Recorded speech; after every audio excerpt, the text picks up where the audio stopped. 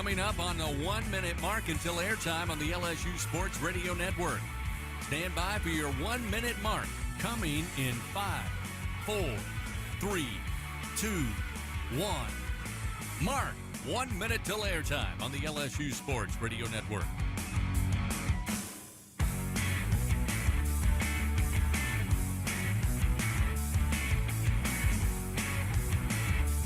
Coming up, stations, your countdown until airtime will be your 30-second mark when the network will go silent. Stand by for your final 30-second mark until airtime. Coming in 5, 4, 3, 2, 1. Mark, 30 seconds until airtime on the LSU Sports Radio Network.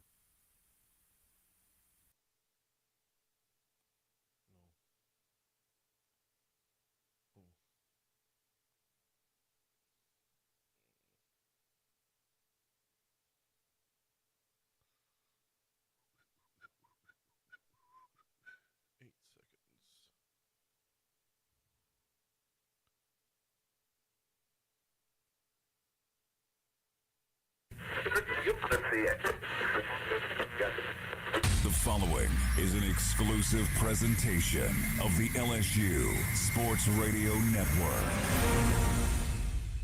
His team, a strike and an out away from a natty. 2 outs, runner at first. The 0-2 pitch, swing and a miss, and all is right in the world. Tigers win. Tigers win. The national championship is headed back to Baton Rouge.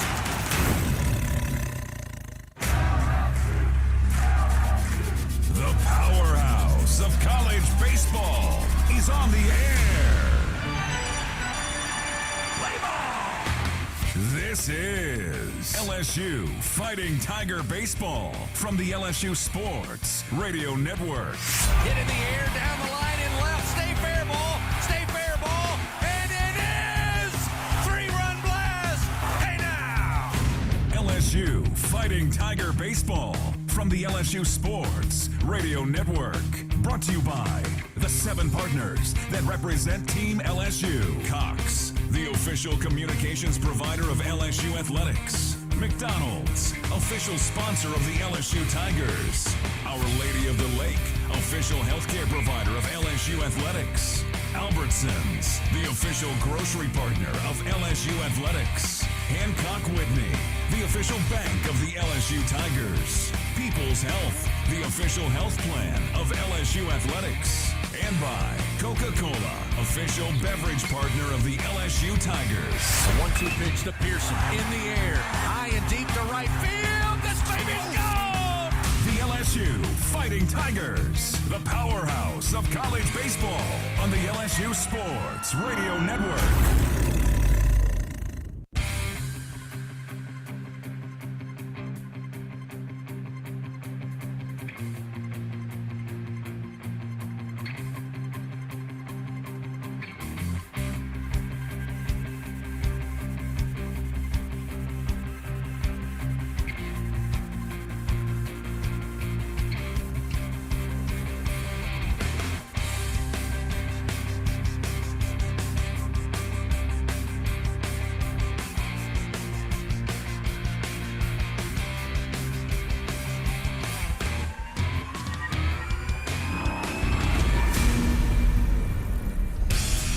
Coming up, it's the Hub International On Deck Show, leading you up to first pitch of LSU Fighting Tiger Baseball. Hub International, Louisiana's premier employee benefits and commercial insurance brokerage. Visit hubinternational.com.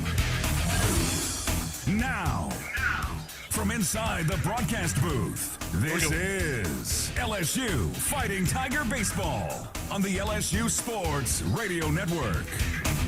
Second day of the 4-game weekend here at Alec Bach Stadium on a beautiful Friday. Welcome in, everybody, as we get ready for LSU Fighting Tiger Baseball coming your way. It'll be the second game of the weekend and second opponent for the second straight week as LSU will take on the Sea Wolves of Stony Brook. Hello, everybody. This is Chris Blair, along with former Tiger champion Buzzy Heindel, our producer Brian Haldane, back in the Capital One studio, welcoming you once again to Skip Bertman Field inside Alec Bach Stadium here on the campus of LSU in Baton Rouge for today's play-by-play story. Yesterday, LSU, well, they moved to 5-0. Pretty impressive performance against Northern Illinois in the final, 10-2. LSU had plenty of offense, had some really great pitching, and a couple of gems in the field. Again, LSU moving to 5-0 on the early season. They take on Stony Brook, who comes in now 1-4. The Seawolves played earlier this morning against Northwestern State, dropped that one, which began at 10 a.m. and only went an hour and 57 minutes, and the Demons got the win by a final of 5-2. For the Tigers today, they'll go with junior right-hander Thatcher Hurd. It's his Friday rotation. And for the Seawolves, they'll go with a sophomore right-hander in Eddie Smink. So again, find your favorite chair, grab your favorite beverage. Join us for afternoon baseball here at the Box. It is Stony Brook, it's LSU, and it's coming up next on the LSU Sports Radio Network. Hey, Tiger fans 12 and younger, don't miss your chance to be a part of Mike's Kids Club, presented by Shell, the exclusive kids club of LSU Athletics. Join Mike's Kids Club for only $25. Get the official Mike's Kids Club t-shirt, free admission to select LSU athletic events, and much, much more. To learn about upcoming events and to join, please visit LSUMKC.com. The Mike's Kids Club, presented by Shell. As a full-service industrial contractor, Bartlett Group specializes in maintenance, turnarounds, and capital mechanical projects, refractory, soft crafts, fabrication, and more. Just a few of the companies that Bartlett represents include Excel Scaffold, DECS, Deltec Manufacturing, GMTS, and Precision Refractory. Bartlett boasts the best talent retention record with highly trained and seasoned professionals. Our mission, to deliver first-class service with the best scaffold system and experts. At Bartlett, our strength is our people, driving our growth and success. Choose Bartlett Group, where exceptional is standard.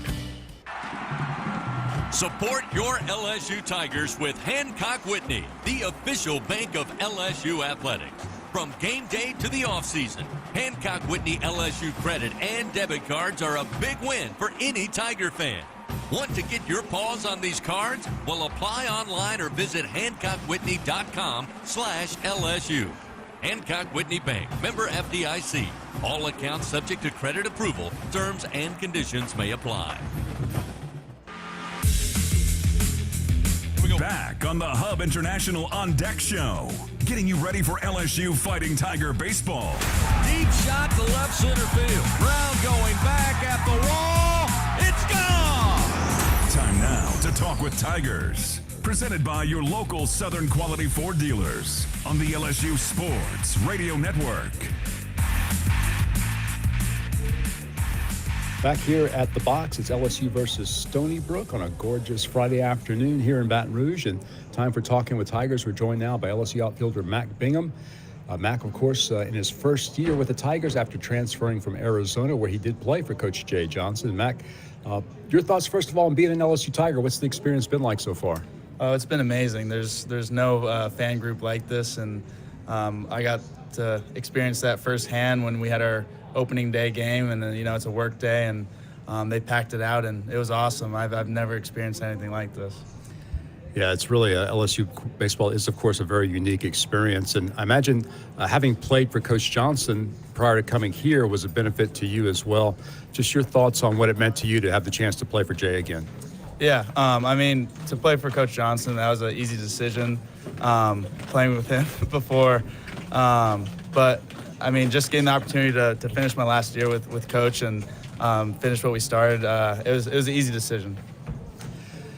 Your thoughts on this Tiger outfield? You guys have a lot of talent, a lot of depth out there. Just talk about how you guys are coming together through the first 5 ball games. Yeah, I think that's the biggest thing is how much depth we have. Anyone can come in at any time, and you've seen that already. Go only 2 weeks in, and Coach is confident in anyone to go in there, and we have a really good, deep core group of guys, and everyone's been ready to play, and everyone's been cheering for each other. So it's been really cool because we got a close group. Just your thoughts on, or if you had to describe yourself as a player to our fans who are getting acclimated to you, just what are some of your strengths on the ball field? I'd say in the outfield, I like to put my head down and run. I think I got that from football. I have a football mindset. I like to say when I'm out there, I just do everything full speed. Just there's no other gear besides full, and that's what kind of I pride myself on. And your approach at the plate, talk about your thoughts and your strengths as a hitter. Just staying within your approach, and Coach preaches that a lot. And I always just look for my zone, and when I'm up there, and try not to do too much. And once the ball leaves the bat, there's nothing you can do. So just try to put a good swing on it. All right, finally, Mac, Thatcher Hurd, the starting pitcher for you guys today. Of course, you saw him back in the Pac-12 days, and now here at LSU. Your thoughts on Thatcher and what he can deliver for you guys today? Yeah, I'm really excited to see Thatcher go out there and do what he can do and do what he knows he's going to do. And I'm really excited to see that. And obviously, he brings a lot of energy, and we're confident in his ability. All right, Mac, thanks so much for joining us. Good luck today. Thank you. Mac Bingham with us, talking with Tigers. A lot more to come after this on the LSU Sports Radio Network. The passion, the tradition, the rivalries. Sirius XM is your destination for all things college sports, and we've got you covered. On SEC Radio, there is complete coverage of every school in the conference, including live games, plus 24/7 talk and analysis. So cheer along on the Sirius XM app and listen to your favorite team anywhere. And now you can get 3 months of Sirius XM free. Subscribe now. See offer details at SiriusXM.com/SEC Sports. When are 3 letters more than 3 letters? When they represent 14 storied universities, generations of tradition and unbridled passion, stadiums and arenas swelled with diehard fans, more than 260 national titles, thousands of All-Americans, and hundreds of Olympians. And the one conference where every catch, shot, swing, and stride just means more.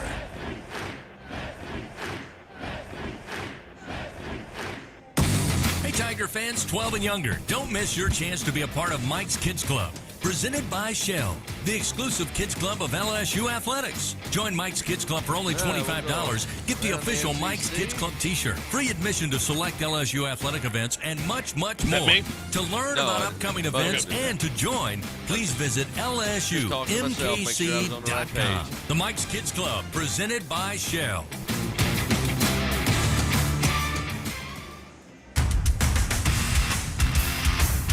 Leading you up to LSU Fighting Tiger baseball. It's the 1-2 pitch. Runner goes, swing and a miss. The throw down the second in time. How about strike him out, throw him out? This is the Hub International On Deck Show. Time now for a trip around the SEC. Presented by Visit Baton Rouge. Plan your next trip at visitbatonrouge.com. Back here at the box on a beautiful Friday, wind day Friday, but otherwise not a cloud in view here. Nothing but sunshine and blue skies as we get together for second game for LSU on the weekend. They'll take on the Seawolves of Stony Brook. Tiger fans, a reminder, all LSU Sports Radio Network broadcasts stream for free on the LSU Sports mobile app presented by BASF. You can take us wherever you go on your phone or tablet. Just download the LSU Sports mobile app in the iTunes Store or Google Play. You can find it there for free. It's the LSU Sports mobile app presented by BASF. We create chemistry. Let's take a look around the SEC. A couple of teams, including LSU, got started early, but everybody headed into week 2 of the college baseball season. And with that, happy to have, for the first time this year, to my left here in the booth, former Tiger champ Buzzy Hidell. Buzzy, great to see you. What's happening around the SEC? Good to be here. Thank you, Chris. Yes, going into the second weekend, 7 teams remain undefeated. That's South Carolina in the SEC. South Carolina, Georgia, Kentucky on the Eastern Division, and then in the Western Division, you got Alabama, of course, LSU, Auburn, and Texas A&M still all undefeated as they go into the second week. And yeah, you said it, a bunch of teams are taking the Jay Johnson approach with the early games on Friday. Washington State travels to Round Rock, Texas to play in the Carbach Round Rock Classic, Dell Diamond against Kentucky. Stony Brook, obviously here at LSU. Northern Kentucky will take on Georgia and Athens. South Carolina hosts Belmont. Albany travels to Knoxville to take on the Volunteers. Ole Miss and High Point will do battle in Oxford. Georgia Southern, Chris, your old stomping grounds, will go to Starkville to play Mississippi State. Alabama hosts Valparaiso. Vanderbilt will take on Gonzaga in Nashville. Auburn takes on Iowa in Jacksonville, Florida in the Jacksonville College Baseball Classic. Florida will host Columbia. Wagner goes to College Station to play Texas A&M. Arkansas hosts Oregon State. And Missouri travels over to San Diego to play San Diego State. That game slated to start later on. That's 9 o'clock Eastern, 8 o'clock Central. So, again, a lot of action today going into the second weekend. Those 7 teams still undefeated. Should be a great year for the SEC. No doubt about it. Thank you, Buzzy. Fans, LSU Athletics would like to thank its Team LSU corporate partners, Cox, McDonald's, Our Lady of the Lake, Albertsons, Coca-Cola, People's Health, and Hancock Whitney. Moving along, leading you up to first pitch right here. When we come back, we'll take a look at the starting pitchers for both the Seawolves and your Tigers. Stay with us. It's Stony Brook and LSU coming your way on the LSU Sports Radio Network. When it comes to investing in your home's comfort, it's never just one thing. You want to make sure you get an air-conditioned system that's reliable, affordable, energy efficient, backed by a strong warranty, and is installed by a dealer you can trust. That's why people who insist on the best choose Trane. Plus, right now, Trane is offering special financing. So what's not to love? Visit TraneSouth.com to find a local Trane dealer today. It's hard to stop a Trane. Subject to credit approval. Ask for details. No matter which road you take, the Toyota Tundra is the perfect way to navigate it. You may find yourself at some pretty remote places. That view is amazing. Or in places where pastimes become stories that become legends. I got one. It's a keeper. And each day ends watching a star-filled sky. Whoa. Built to follow your path, the Toyota Tundra. This Tiger has earned its stripes. Toyota is a proud sponsor of LSU Athletics. Toyota, let's go places. See packages and options at toyota.com for feature availability. We have some breaking news that you Tiger baseball fans are going to want to hear. It's official. SeatGeek is now the official ticket marketplace of LSU Athletics. That's right, the deal is finalized, and SeatGeek is the newest member of the LSU family. If you haven't heard the name yet, get used to it, because you'll be hearing it a lot more this baseball season. Whether you're buying or selling tickets to baseball games or to any other live event in Baton Rouge, SeatGeek is the place to do it. SeatGeek, the new official ticket marketplace of LSU Athletics. So Tiger fans can fan. The Hub International On Deck Show continues. Here's the 1-2. Come on, Blue. Strike three! Let's strike him out! LSU Fighting Tiger Baseball is coming up. But first, here is a look at the game's pitching matchups on the LSU Sports Radio Network. Tiger fans, remember, have the right equipment to take on any job linked to the land. Visit Sunshine, your hometown John Deere dealer in Louisiana, at sunequip.com. Both teams now in their respective dugouts. Tigers meeting down beyond the right field bullpen. Going to get started just after 2 o'clock. Game 2 for the Tigers. This will actually also be game 2 for the Seawolves. They played earlier this morning after arriving to town yesterday. They took on Northwestern State, dropped the first game here at the box by a final of 5-2. Let's take a look at the pitching matchups. With that, once again, here is Buzzy Heidel. Buzzy. Thank you, Chris. Yeah, first for Stony Brook, you've got Eddie Smink, the sophomore right-hander, making his second start. He's 0-1 this year with a 5.4 ERA and 5 innings of work, giving up 5 hits, 3 runs, 4 walks, and 3 strikeouts. It's actually going to be a pretty good arm for that LSU's going to see. He's going to touch 95, 96, going to pitch in the low 90s. And again, got some velocity with that fastball. Going to go fastball, curveball, fastball, curveball, slider. Going to show a changeup every now and then, but every now and then to lefties, not often to righties. But LSU's just got to hunt fastballs. At times he can get a little wild, can get walk happy, but we got tough conditions today. The difference a day makes. Yesterday the wind was howling out to center field, and today it's coming in from left field. So I don't think you'll see the home run production that we saw yesterday with the 5 homers from LSU. They just got to hunt fastballs against Smink and really focus on get on top of the baseball, manufacturing runs. And then for Thatcher Hurd, LSU, in his first start, numbers really don't tell the whole story. He was very good through 8 hitters. He got the first 8 hitters out. That 9th hitter he walked, and then it kind of snowballed from there. What I'm looking to see from Thatcher Hurd, who's a great pitcher and one of the better pitchers in the conference when he's on his A game, is I want to see if it does start to go wayward, that he stop the bleeding and get his team back in the dugout. At times it can be so good, and then one little thing goes wrong, and sometimes he can it's hard for him to stop the bleeding. If something goes wrong in today's game, a walk, a hit by pitch, or even give up a run or two, just make sure you keep it to that and don't let Stony Brook have the big inning. If Thatcher Hurd's able to do that, LSU will have a lot of success. Again, it'll be Eddie Smink, the sophomore right-hander for Stony Brook, and as Buzzy just told you, junior right-hander Thatcher Hurd in the Friday role here in Game 2 this weekend. We'll lead you up to first pitch. A reminder, Grayson's Events and Entertainment, your one-stop shop for all your party and event rental needs. From carnival rides to mechanical bull rentals, I hear you, inflatables and much more. They have what you need to make your next party, festival, or corporate event the best one yet. Give them a call now at 225-436-6520. You won't be disappointed. Maybe, Buzzy, we can get one of those mechanical bulls here behind us in the booth. We'll see who can last more than 7 seconds. We'll take a timeout. When we come back, we'll visit with head coach Jay Johnson, his team. Second game of the weekend, taking on Stony Brook. We'll get the coach's thoughts after this on the LSU Sports Radio Network. Hey, Tiger fans. No game day is complete without Noel Spirits from Noel Family Distillery. Founded by a father-daughter duo, Noel Family Distillery is the only Louisiana distillery offering authentic tequila. Their additive-free tequila captures the spirit of Louisiana, creating a spirits experience worthy of the Tigers and their loyal fans across the country. Noel Tequila is proud to be the official tequila of LSU Athletics. Enjoy Noel Tequila at the box or grab a bottle of your own at many fine retailers. Learn the unique Noel Distillery story at noeldistillery.com. What does it mean to be the best? How do you achieve success? For Our Lady of the Lake Health and LSU, we do it by working as a team. We achieve greatness together.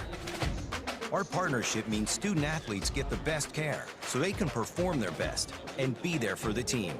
Our Lady of the Lake Health and LSU. Together, we roar.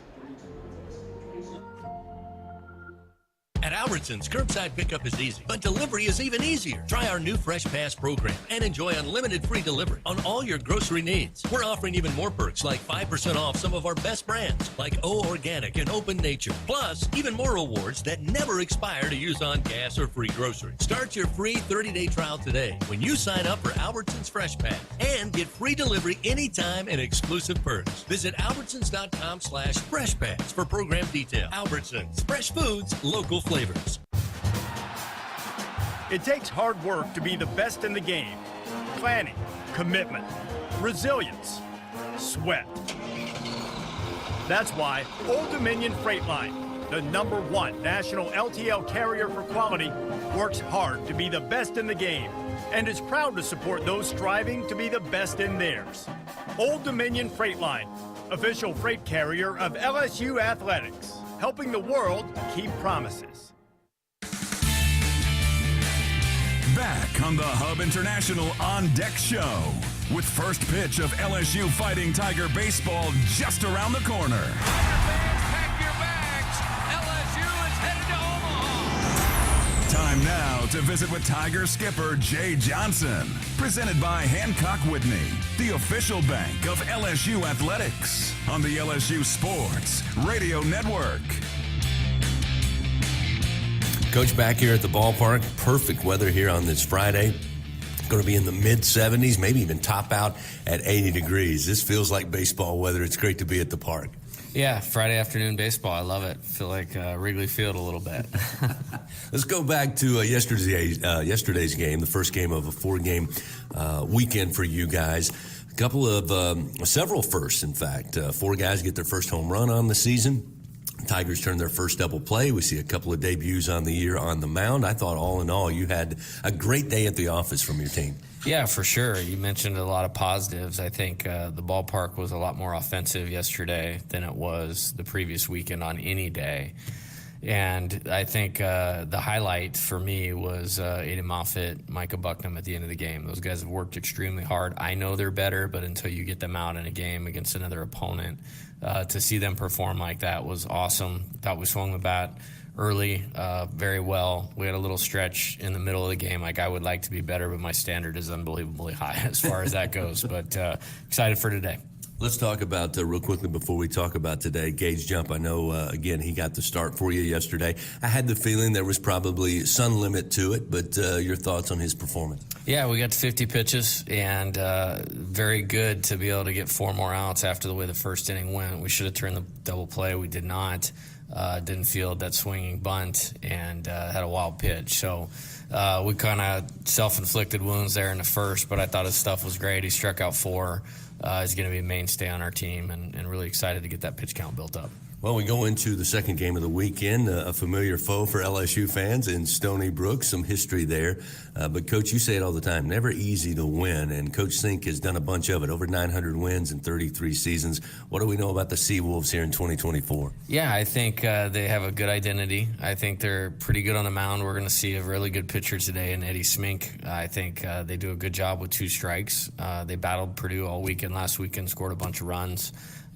So we got to get the starter out of the game and then see what we can do with their bullpen. What's the pitching plan today in Game 2, again, with 2 more games on the horizon? Yeah, I think yesterday really helped a lot. Nate Ackenhausen's like my security blanket. I mean, he just affects winning so much. And so kind of tag teaming or piggybacking him with Gage put us in a good spot where we had a good lead. Liked getting Aiden and Micah in there yesterday, but now everybody else has had at least 3 days. So a lot of the guys you saw twice last weekend will be up and ready to go. Yeah, got a couple guys with some flu bugs, stomach flu things going on, so we'll see how they are, but feel pretty good about where we're at heading into today. Well, you said it, Coach. Great to be here at the ballpark on a Friday afternoon. Best of luck against the Seawolves, and again, we'll see you tomorrow. Awesome. Thanks, Chris. Head Coach Jay Johnson, everybody. We'll take a timeout. We'll run down those starting lineups for both Stony Brook and your Tigers and get it started here on the LSU Sports Radio Network. Going to the track, the wall. See ya. Tiger fans, have you ever wanted to watch LSU baseball on TV but hear the action from the LSU Sports Radio Network? Just sync the game with the LSU Sports mobile app. It's easy to do. Just pause the TV. Use the LSU Sports mobile app to stream the audio on your smartphone or tablet. Connect to a smart speaker, then wait for the audio to catch up to the point your TV is paused. Push play, and you are all set. Sync the game with the LSU Sports mobile app for iOS and Google devices. Download it today. Tigers win! Tigers win!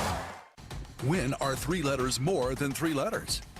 When they represent 14 storied universities, generations of tradition and unbridled passion, stadiums and arenas swelled with diehard fans, more than 260 national titles, thousands of All-Americans, and hundreds of Olympians. And the one conference where every catch, shot, swing, and stride just means more.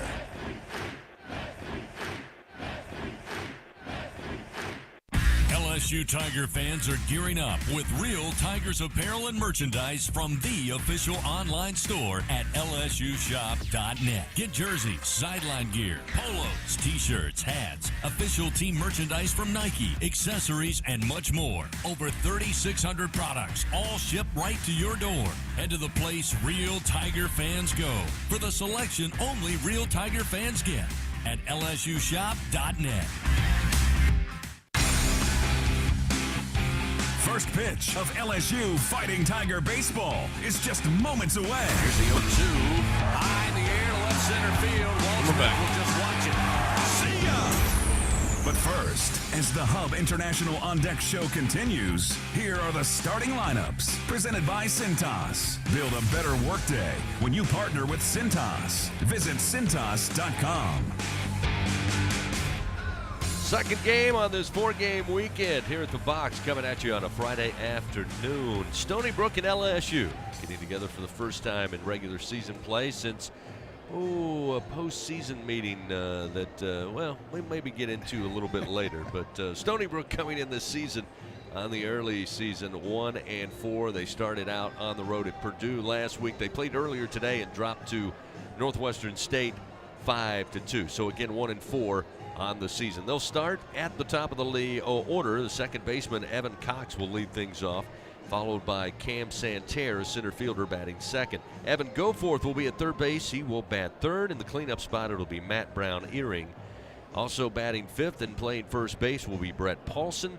Eric Paulson will be the DH. He'll be in the sixth spot. Matt Michelli will be the shortstop, batting seventh. Robert Taylor in right field will bat eighth. And rounding out the lineup, it's number 9, Chris Leone, behind the plate catching. Again, sophomore right-hander Eddie Smink on the mound to start for the Seawolves. Now for your Fighting Tigers of LSU, the reigning national champs, off to a 5-0 start. Stephen Milam, the sensational freshman, back in the order. He'll lead things off, play second base. Tommy White will be at third. He'll bat second. Hayden Travinsky, the DH, once again will be in the 3 spot. And behind the plate, catching today, Brady Neal will get a start, his 4th start of the season. He'll bat cleanup for the Tigers. Jared Jones will be at first base, batting 5th. Josh Pearson moves from second base yesterday to starting in right field today. He'll be in the 6th spot, coming off 2 home runs, his first 2 of the season. Mac Bingham will be in left field. He will bat 7th, his 5th start of the season. Michael Braswell will be at, 4th start of the season. Michael Braswell will be at shortstop, batting 8th. And Paxton Kling goes from the top of the order to the bottom of the order today. Center fielder also got his first home run of the season yesterday in the win over Northern Illinois. He'll round out the lineup, batting 9th and again playing center field. Thatcher Hurd, the junior right-hander, on the bump to start it for LSU. That's a look at the starting lineups. That means first pitch just moments away. LSU hosting Stony Brook here at the box on the LSU Sports Radio Network. Find more at L'Auberge Baton Rouge. More excitement, more gaming, more staycation action. Football fans get more too with our 22-foot video wall. Don't miss out on the area's best Asian food at Red Lotus or fine dining at its best at 18 Steak. Let our exceptional staff take care of your every need. Add more to your story in the heart of South Baton Rouge, only at L'Auberge. Must be 21 to enter. Gambling problem? Call 1-877-770-STOP. The LSU Tigers excel due to great preparation, talent, and execution. Those same principles are what make National Trent Safety the leader in the trench safety equipment industry. National Trent Safety is recognized across the country as the trench and traffic safety specialist, supporting the equipment rental and engineering needs for the refining, chemical, pipeline, power, transportation, and municipal market. Visit ntsafety.com today for more details. Remember, if it's in the trench, over the trench, or around the trench, National Trent Safety has you covered. Go Tigers! In the morning when the roaches are running, you got the Bengal road spray. Bengal road spray is a miracle in a can. Just spray the baseboard in the kitchen and bathroom, and in just a little while, your roaches are dead on the floor. It's incredible. Bengal road spray is odorless, clean, and easy to use. Bengal guarantees roach extermination overnight.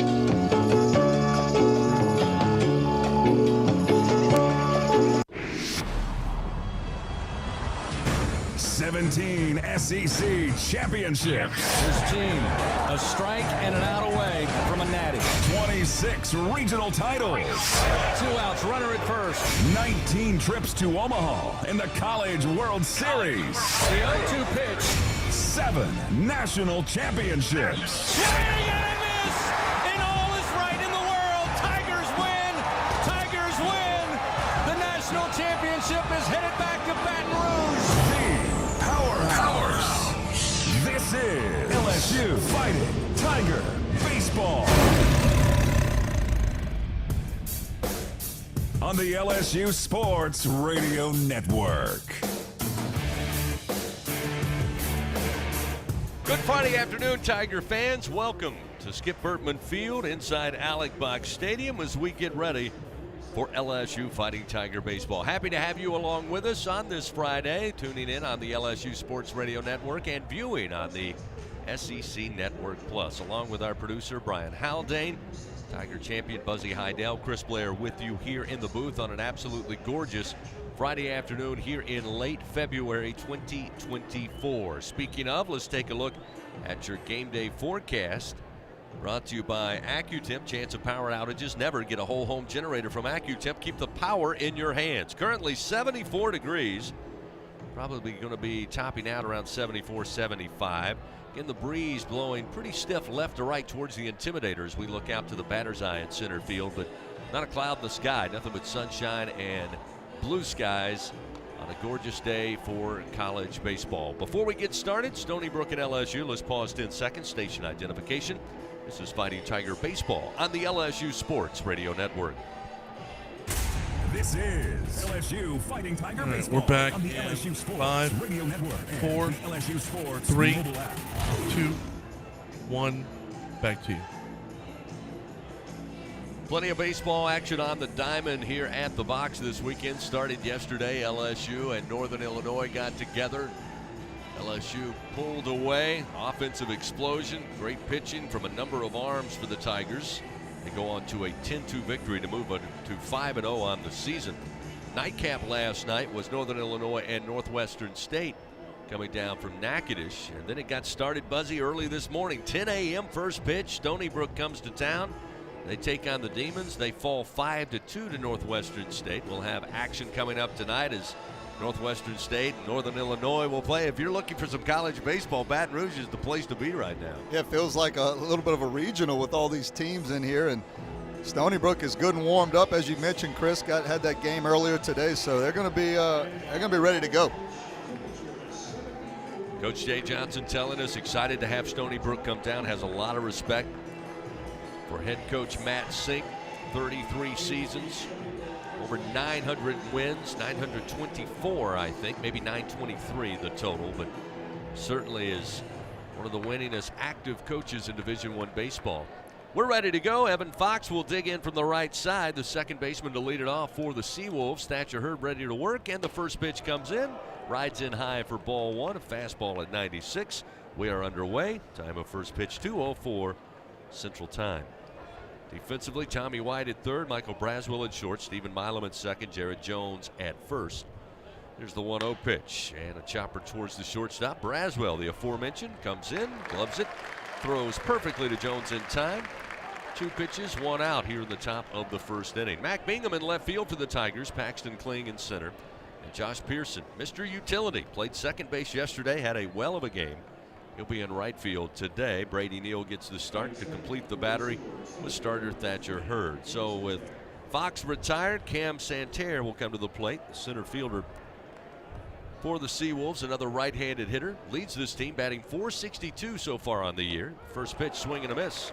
Hurd gets ahead. Nice breaking ball down and away, and it's 0-1. Yeah, Santerre was 1 for 4 in that earlier game against Northwestern State. Hurd taking some time here as the wind continues to blow rather strong left to right. This breaking ball misses away. 1 ball and 1 strike. Yeah, Thatcher Hurd throws a couple different breaking pitches. He throws the slider and has a traditional curveball. I think he's kind of fell in love with more the curveball lately. You're going to see him, I think, want to throw that here today. The 1-1. Missed outside. Again, Santerre with great control and discipline stays away, and it's 2-1. That was actually a slider on that last pitch at 85 miles an hour. The fastball's been at 95, 96 early in this game.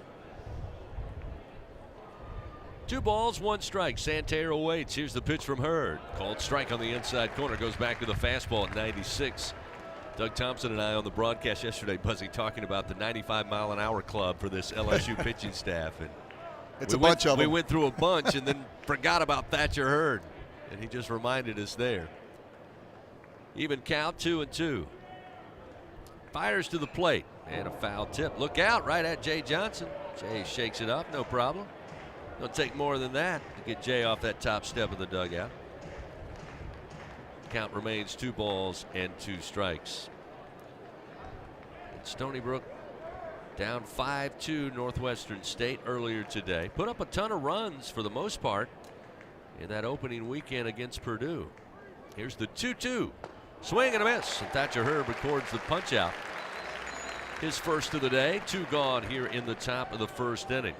Last Friday, Purdue, Stony Brook in Sugar Land, Texas. It was a 6-0 Purdue win.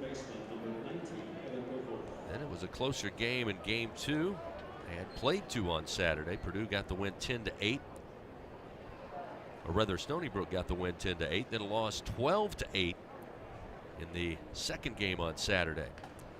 To the plate comes Goforth. He'll get a healthy hack, but maybe just got a piece held onto by Neal. Now Brady going to call for time. That fastball in on the hands. He'll kind of toss between home plate and the mound to Thatcher Hurd, the baseball. It's 0-1 now to Goforth, third baseman for the Seawolves. I got a piece of Jeff Head, the home plate umpire, and Jeff Head's been around for a while, been around since I played 14, 15 years ago. There's a beautiful breaking ball in for a strike across the plate at the belt. Thatcher gets ahead 0-2. Yeah, Jeff Head, he's probably had plenty of bumps and bruises there behind the plate and in the field for that matter. That'll make you question whether you want a home plate umpire or not at the college level. 2 outs, nobody on. The 0-2. Another beautiful breaking ball. Called strike 3 and Goforth down on strikes. Thatcher Hurd strikes out 2 here in the top of the first inning, and the Seawolves go quietly 1-2-3. We've played a half inning at the box. We go to the bottom of the first inning. LSU coming to the plate. We'll be sending up Milam, White, and Travinsky when we continue on the LSU Sports Radio Network. Unrivaled content, unprecedented access. LSU Gold, powered by Bayou Traditions, is the only place for exclusive behind-the-scenes content featuring your favorite LSU teams. It's all access to the Tigers, all year long, from pregame warm-ups to postgame celebrations and every moment in between. You can watch LSU Gold anywhere, anytime, and on your favorite device. Go to lsu.gold today to sign up for your free 7-day trial, so you can be there for each step of LSU's championship journeys. That's lsu.gold. When are 3 letters more than 3 letters? When they represent 14 storied universities, generations of tradition and unbridled passion, stadiums and arenas swelled with diehard fans, more than 260 national titles, thousands of All-Americans, and hundreds of Olympians. And the one conference where every catch, shot, swing, and stride just means more.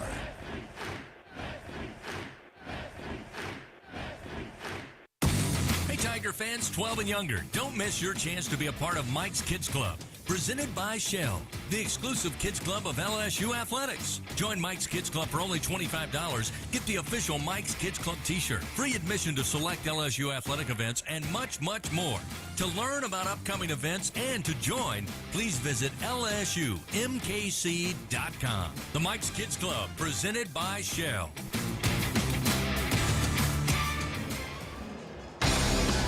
LSU Fighting Tiger Baseball lives here. The LSU Sports Radio Network. Go to the bottom of the first inning, scoreless here. Stony Brook 3 up, 3 down. Thatcher Hurd, Buzzy, good start. 2 strikeouts in the 3 batters that he faced there in the top of the first inning. Tigers will have Milam, White, and Travinsky to start it off. Going up against Eddie Smink on the mound, the right-hander for the Seawolves. Yeah, Thatcher had a good start to this game, throwing a lot of strikes. Fastball was jumping out of his hand. Good control of the off-speed pitches. So that's what you want to see early in the game. You've got to see him continue it. First pitch to Milam, and on the hands, but caught enough of the corner on a fastball at 94 miles an hour from Smink. Nice placement there, and it's 0-1 to Milam, who's batting .545. Pretty good start for a freshman, as this one again inside, but too low. He evens a count, 1 ball and 1 strike. Milam, 12th at bat of the season. 6 hits, 5 runs scored, 4 runs driven in. Off speed, swing and a miss, falls behind in the count, 1-2. He's got 1 double on the year. And again, one of those certainly vying for the everyday role at second base for Coach Jay Johnson. Here's the 1-2. Swing and a miss.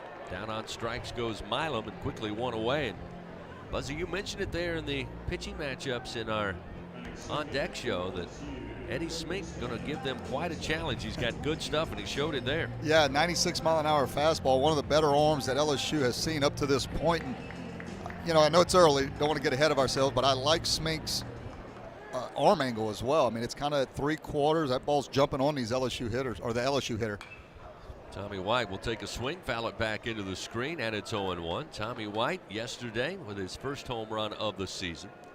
Batting .368, the RBI leader a year ago, has 3 runs batted in. Waits on the 0-1 from Smink. Here it comes. High fastball, and he fouls it back into the screen, and he falls behind 0-2. Yeah, big key for Tommy White this year is going to be the guys around him, if they can protect him. You see, we've got Travinsky on deck. Jared Jones has hit a couple of balls out of the ballpark early in this year, and Brady Neal. Those guys are going to have to hit around Tommy White.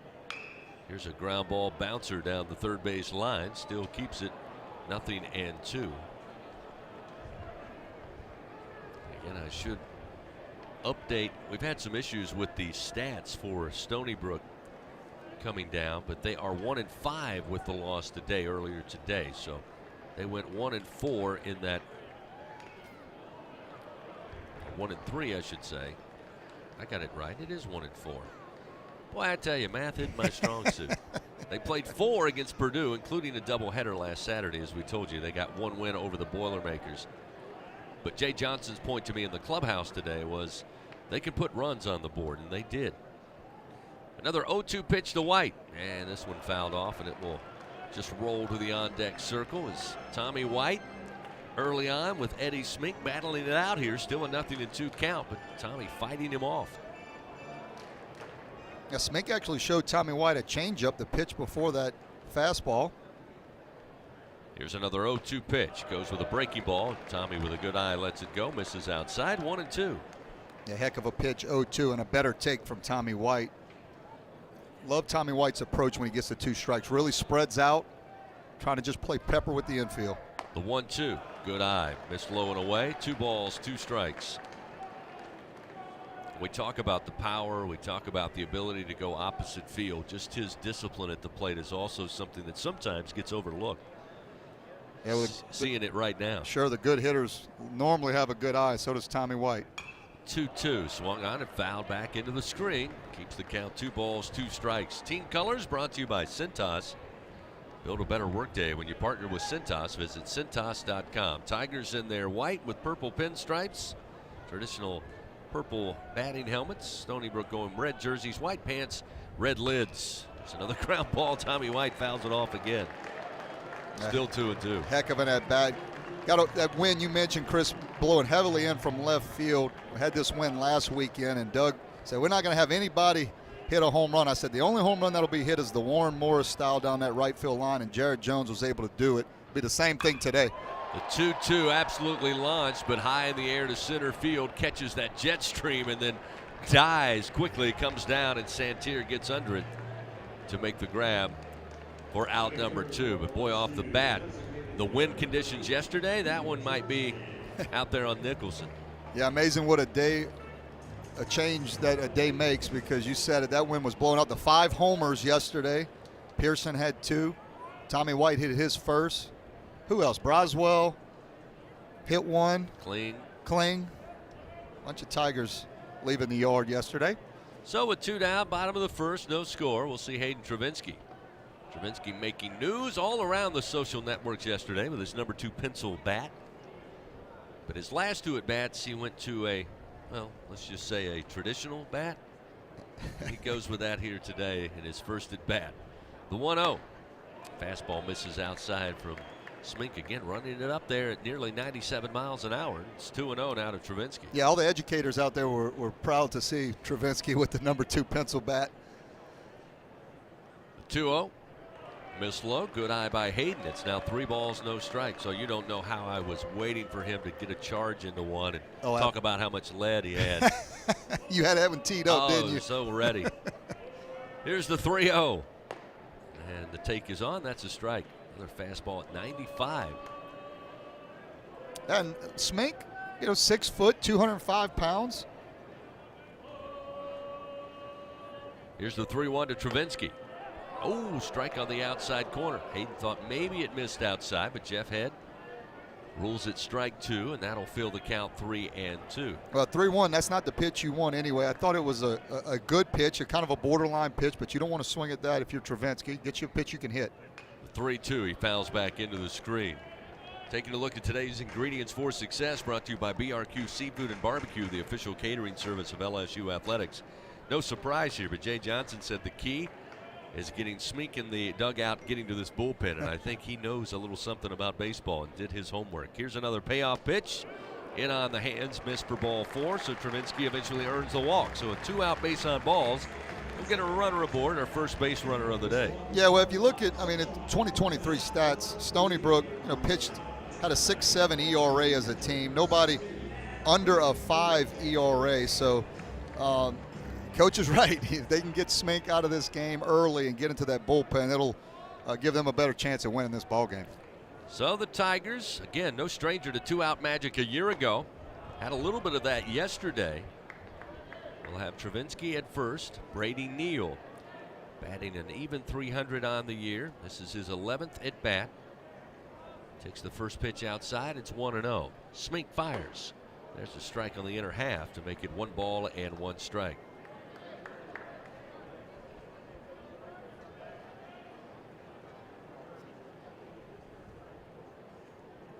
Checks the runner. 1-1. Missed high and outside. 2 balls, 1 strike. Brady Neal out of Tallahassee, Florida, the sophomore. 17th round draft pick back in 2022 of the Milwaukee Brewers. 2-1. Missed a little outside and high from Smink. That'll make it 3-1 now to Neal. In yesterday's game, Alex Milazzo got the start behind the plate. After the Tigers had the game in hand, Travinski came in, spelled Alex. And we got Neal with the start today, and that's a strike on the inside corner. Neal thought maybe ball 4, but that again will fill it up 3-2. Yeah, another pitch, 3-1. You're looking to be aggressive, but if you don't get the pitch you're looking for, you need to take it. Neal did just that. 2 outs, runner at first, no score. Payoff delivery, and the pitch is high, ball 4. So back-to-back walks here after recording 2 quick outs. And LSU trying to mount some pressure here at the bottom of the first inning. One guy who can certainly do it is Jared Jones as the Bear picks up the lumber, comes to the plate. Yeah, Smink coming into this game had thrown 5 innings in his first start, had the 4 walks. So that is something in the scouting report that they mentioned, that the fastball or the command at times can leave him. Runners first and second.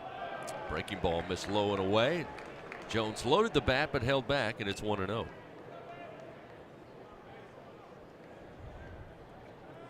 Jones again certainly with the ability, if he lays back, he can use this jet stream to his advantage, blowing left to right. That pitch in for a strike to make it 1-1.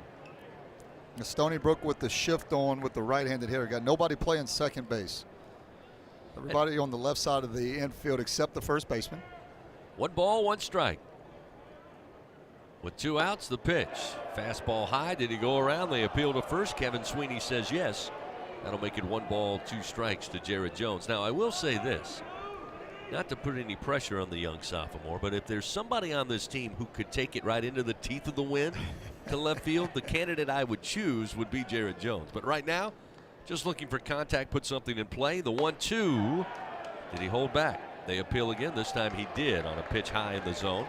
That'll even the count 2-2. Not all that different from the last. I'd love to see the breakdown of that last check swing compared versus to the one before. He'll choke up on the bat a little bit with 2 outs. Runners first and second, no score. The 2-2 pitch to the plate. This time he went around, couldn't stay away from the breaking ball, and Smink gets out of a semi-jam with no damage done. No runs, no hits. They do leave 2 men on to the Tigers. We've played 1 at the box. Coming up, top of the second inning, Brown, Earring, Paulson, and Paulson due up for the Seawolves when we continue. This is Fighting Tiger Baseball. On game day, Tiger fans are hungry for a win. So when LSU hits the field, Manda hits the grill with a legendary flavor that's in a league of its own. Manda's top quality meats and original seasonings are the fielder's choice for game day and every day. So from one legend to another, make sure Manda is on deck to throw a perfect game day party. Manda, the official smoked sausage of LSU Athletics. Hub International is Louisiana's premier employee benefits and commercial insurance brokerage. Hub can insure just about any risk that your business faces. Did you know Hub even insured the bonuses for our football coaches in 2022? Hub specializes in the construction, healthcare, real estate, and hospitality industries. Chances are you're probably already doing business with someone who does business with Hub. Turn to the agency that the Tigers, Saints, and Pelicans choose. Hub International. Visit them today at hubinternational.com. If you live in Louisiana, you know what the mini plants up and down the river mean for our state's economy. And for over 40 years, Action Industries has been committed to providing quality construction, maintenance, operational, and consulting services through the refinery and petrochemical industries. When it comes to safety and quality, Action Industries beats the industry standard. Call today or visit actionindinc.com. That's actionindinc.com. Here we go. The reigning national champs play here. Fighting Tiger Baseball on the LSU Sports Radio Network. We played an inning of baseball here on this Friday afternoon. No score. Stony Brook and LSU. Seawolves come to the plate. 4, 5, and 6 due up. Brown Earring, will lead it off, a right-handed hitter. Senior for the Seawolves, Thatcher Hurd. First pitch, ground ball, base hit. Just left of second base. Braswell can't get to it. So a leadoff single off the first pitch seen to Brown Earring. And that will have a runner aboard.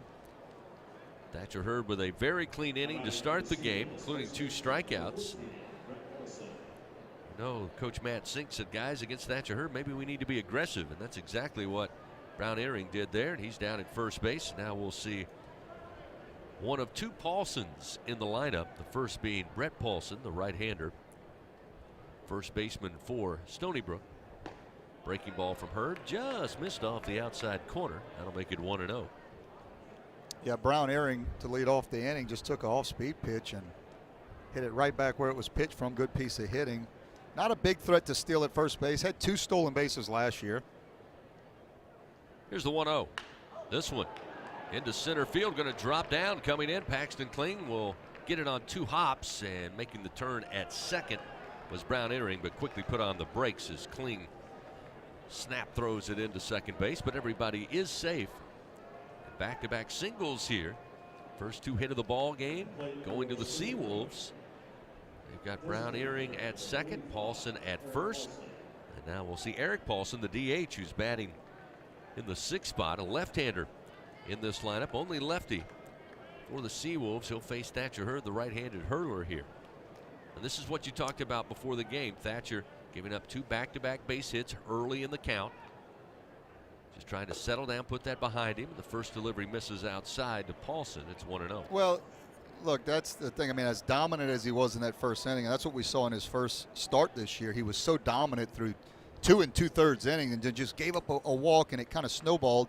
And so this is the point. This is the moment right here where you've really got to bear down, make quality pitches, and limit Stony Brook to no runs or minimal runs in this inning.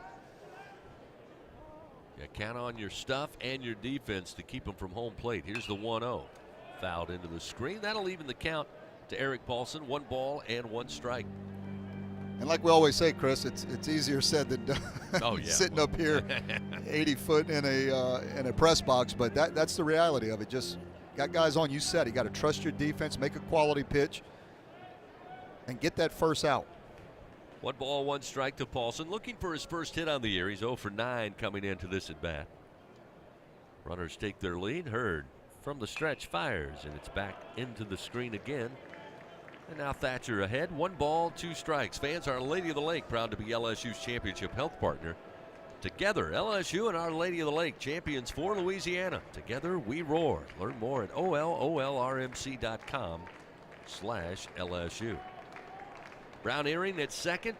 Brett Paulson at first base. Eric Paulson at the plate. Here's the 1-2. Down in the dirt. Gets away from Neal. He'll track it down. Throw to third. But a good jump. Brown Earring safely into third. Runners now first and third for the Seawolves. Yeah, that was a high IQ baseball play from Brown Earring as he read that off-speed pitch down in the dirt really before it even got to the dirt. And Brady Neal had no chance. Actually made a good block down there at the catcher position. Just no chance of throwing Brown Earring out at third base. Runners on the corners now. Nobody out here. Scoreless game in the top of the 2nd inning. Pitch to the plate. Called strike 3. Got the breaking ball on the inner half of the plate. Down on strikes goes Eric Paulson. And a big first out there for Thatcher Hurd. And that's a way to battle back. Still not quite out of the woods. Matt Maselli now, the shortstop, will come to the plate. Again, 8 right-handers in this lineup for Coach Sink.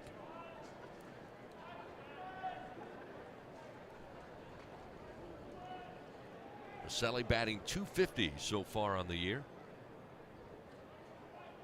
First pitch. Did he go around? They appeal. They say no.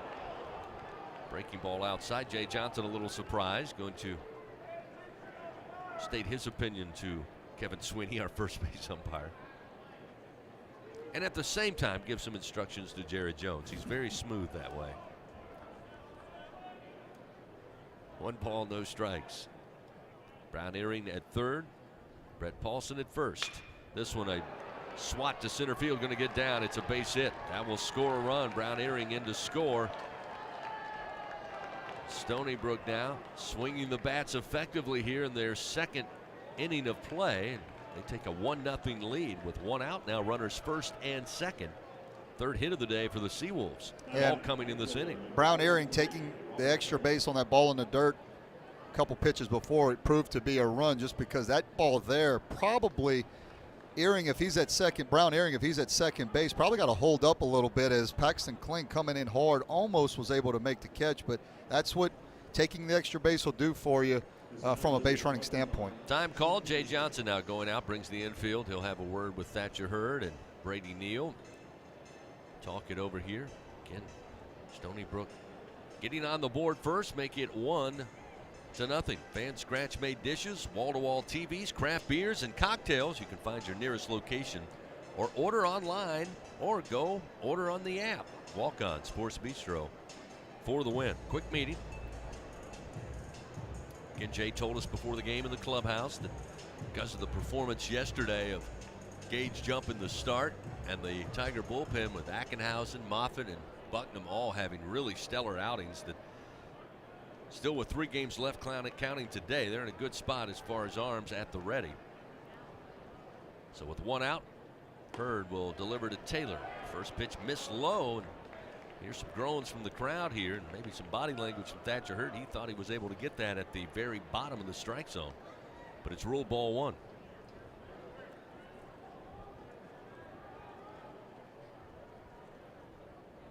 Checks the runner at second. 1-0 delivery, lifted in the air to right field. Pearson going back, can't get to it. It's over his head, takes a bounce on the track all the way to the wall. Now we'll bring in Paulson. They'll go ahead and hold up Maselli, who made the wide turn but stops, gets back to the bag as the throw comes in to Thatcher Hurd. But Stony Brook putting on a hit parade here. Their 4th hit of this inning. They plate their 2nd run. It's now 2-0 Seawolves. Now Pearson, who's really a good outfielder, made a ton of great plays last year. Just kind of made a cardinal sin there. Took the first step was in when your first step should probably be back, and wind blowing that way. I think that ball actually kind of rode the wind and just got over Pearson's head, and now Thatcher Hurd's really got to bear down. So the RBI double makes it 2-0. And we'll bring Chris Leone, the catcher, to the plate. Right-hander. First pitch down low, blocked up by Neal. Runner 2nd and 3rd here, so still just 1 out. Stony Brook still with a mighty threat on the base pads. Still early in this game. LSU's going to play the infield back, so they're going to concede a run for an out. Here's the 1-0 pitch. Inside at the hands. That'll make it 2 balls and no strikes. Chris Leone batting 143. 1 for 7 on the early season. Has scored a run.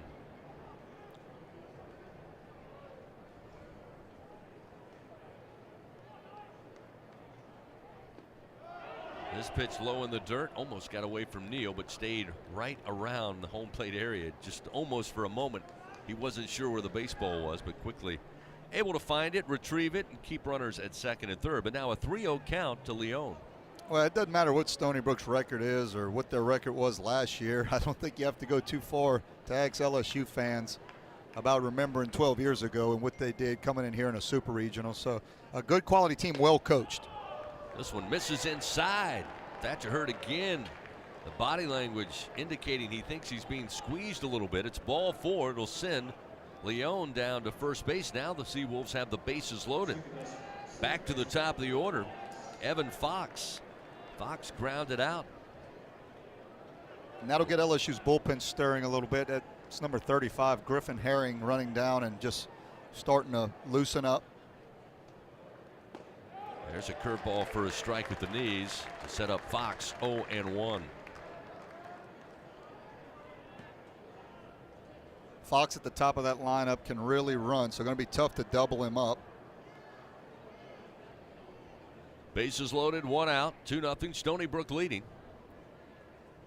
Hurd's 0-1 pitch. Got him to chase, swing and a miss. Gets ahead, 0-2. That's a quality 0-1 pitch. Nothing Fox would be able to do with that pitch. 0-2. Now you got to make it's got to be a non-hittable pitch. This ball's got to be up in the zone at 95, 96, or bury the off-speed pitch and trust your catcher. 1 out, bases loaded. Hurd from the stretch looks in. The right-hander fires. The 0-2 sent straight up into the air. Near home plate, Brady Neal. Looks like he has a bead on it. Near the plate, now going up the first base line. Able to snag it for out number 2. Well, he didn't have to block up a tough pitch, but he did get his pitcher the second out of the inning. Yeah, that play is so underrated. Just you got a lot of different things happening. Got a bat in the way, got the ball working back to the infield. Typically, you'd want a corner infielder to come in and get that. I don't blame Jones there because Neal looked like he was camped, looked like he was going to catch it no problem, but that wind is causing havoc up there too. So with 2 down, bases remain loaded. Cam Santerre bats for the second time today. He was a strikeout victim to Hurd in the first inning, and he fouls this one back into the screen. Hurd gets ahead early, 0-1. Stony Brook, 2 runs on 4 hits.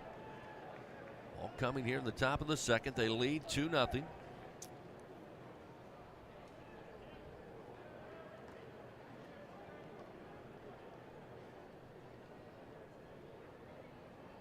Here's the 0-1 from Hurd. That one a strike, couldn't hold back. Good looking pitch, and Santerre couldn't fully commit, but Jeff Head made the call anyway. It's 0-2. Maselli at third, Taylor at second, Leone down at first base. 2 outs, bases loaded. Thatcher Hurd. Kicks and fires.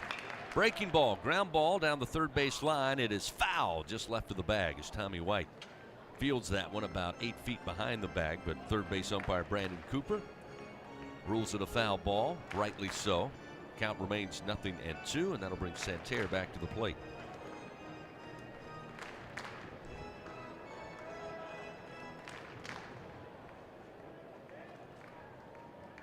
Griffin Herring, after stretching, looks like he's about to pick up a baseball down in the bullpen, but Thatcher Hurd trying to find the 0-2 pitch here. Get back in the dugout with 2 outs, bases loaded, swing and a miss. He finds it. Down on strikes goes Santerre. Hurd records his 4th strikeout today. Again, the Seawolves strike first. 2 runs on 4 hits. Could have been worse. Hurd able to get out of a jam. It's 2-0. Stony Brook leads. Tigers come to the plate in the bottom half of the second frame. 6, 7, and 8 to up. Pearson, Bingham, and Braswell when we return on the LSU Sports Radio Network. Going to the track, the wall, see ya! Tiger fans, have you ever wanted to watch LSU baseball on TV but hear the action from the LSU Sports Radio Network? Just sync the game with the LSU Sports mobile app. It's easy to do. Just pause the TV. Use the LSU Sports mobile app to stream the audio on your smartphone or tablet. Connect to a smart speaker, then wait for the audio to catch up to the point your TV is paused. Push play, and you are all set. Sync the game with the LSU Sports mobile app for iOS and Google devices. Download it today. Tigers win! Tigers win! The SEC is more than the Southeastern Conference.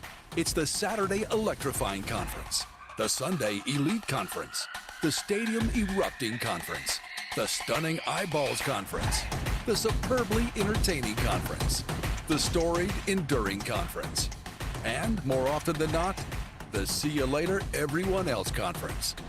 This is the SEC, where it just means more.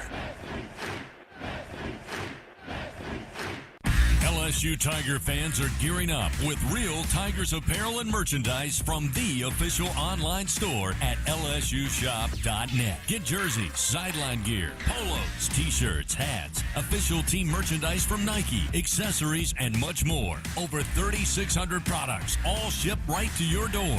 Head to the place real Tiger fans go for the selection only real Tiger fans get at lsushop.net. Here we go. Live coverage of LSU Fighting Tiger baseball continues on the LSU Sports Radio Network. 2-0. Stony Brook leads LSU. We go to the bottom of the second inning. Josh Pearson will lead it off. Pearson batting .286, had a big day at the plate yesterday, including getting his first 2 home runs of the season. And the first pitch offered up by Smink, a called strike. And it's 0-1. Interesting conversation during the time out there about that foul ball handled by Neal near home plate up the first base line, because the umpires had ruled infield fly once it went up. Again, Neal went ahead and made the play, but there's really a lot of complicated things that could happen, Buzzy, had he either missed it, had he touched it and not held on, and depending on where the ball rolled and ended up as to how that play would have turned out. 2-1 now, the count to Pearson. That one misses outside. Now a 3-1 hitter's count. Right, for Josh. if Neal wasn't able to make that catch and did not touch it, and that ball were to go into fair territory, the hitter would be out because of the rule. Infield fly batter's out. That one inside on the hands, and Pearson get a leadoff walk. Tigers have a man aboard to start the bottom of the second. I'll say this. Glad he got the out. It would have been interesting to see if he would have missed it. Now he couldn't have touched it, so he just had to miss it cleanly, and it rolled, and then them let it roll into fair territory just to see what would have happened. Because the infield fly rule is a little bit tricky if you're not, if you don't know the rule entirely. So with a runner at first, we'll see Mac Bingham, the left fielder, batting .364. Transfer in from San Diego, California. The first pitch from Smink, a called strike. Catches the outer half. That fastball just dotted the black. 0-1.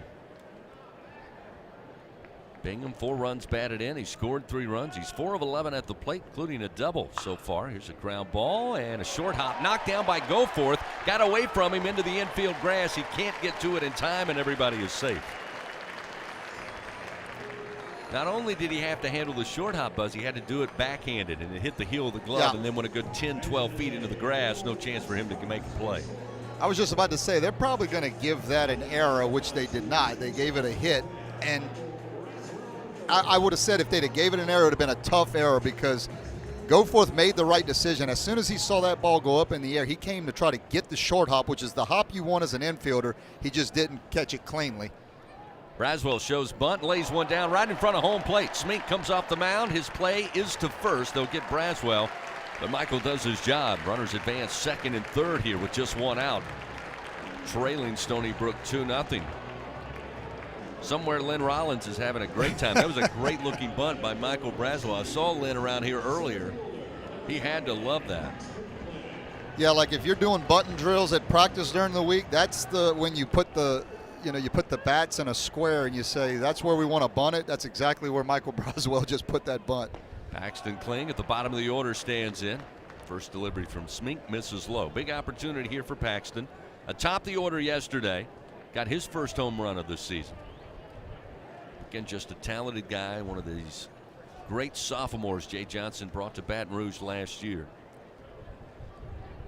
Become the everyday center fielder and really can go at the bottom of the order, top of the order, as he swings and misses, evens a count 1-1. And when you talk to Jay Johnson, how do you go from that extreme day to day? And he said, well, I kind of feel like it's a leadoff hitter at the bottom of the order with Paxton Kling because, again, he hits the ball extremely well. Brought his average up from, I think, 137 or 167 to 231 yesterday. He'll chase one down in the dirt there, get behind 1 and 2. He also bunts not only to move runners but to get base hits. He just kind of gives you a spark there with his speed at the bottom of the order, and certainly does the same in a leadoff spot. It does a lot of things well. I don't think he's seeing it particularly well early in this season. He did hit the homer yesterday, but this is a point where spread out a little bit with 2 strikes, infield back, just try to touch it, get you a run in. The 1-2 stays away, sails outside. That fastball missing from Smink makes it 2-2. But to your point, a lot of talent. I mean, he was the 2022 Gatorade Pennsylvania Player of the Year. Coach Jay Johnson went up north to get this young man to come to school in Baton Rouge, and I think he's going to be a great one for LSU. Here's the 2-2. Swings and fouls it towards the seats and right, out of play. Keeps the count 2 balls and 2 strikes. Tigers threatening here, down 2-0 to Stony Brook. Pearson earned the walk to lead it off. Bingham would single on an infield single to third base side. Braswell lays down the sac bunt. 1 out, 2-2 count. Kling awaits, and he hammers this to center field. Santerre going back and on the run, can't handle it. Hits his glove, his arm falls to the grass. That will score Pearson. They'll wave around Bingham. There'll be no throw home, and we are tied 2-2.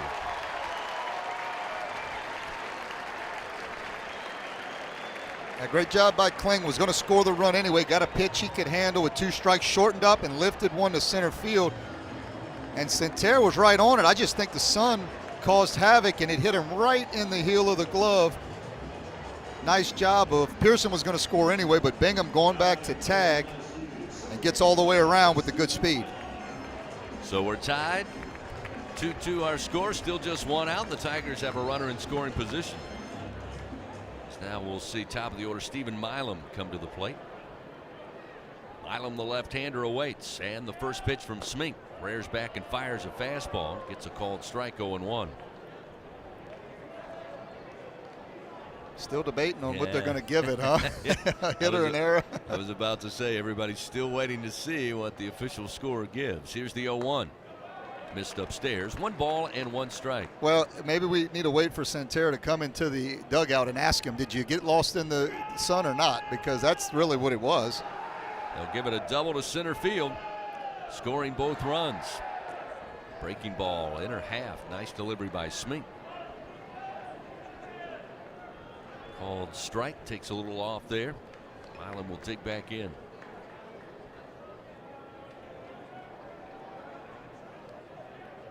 Smink checks the runner. Now the pitch. Missed outside. So Kling credited with the double. Drives in 2 runs.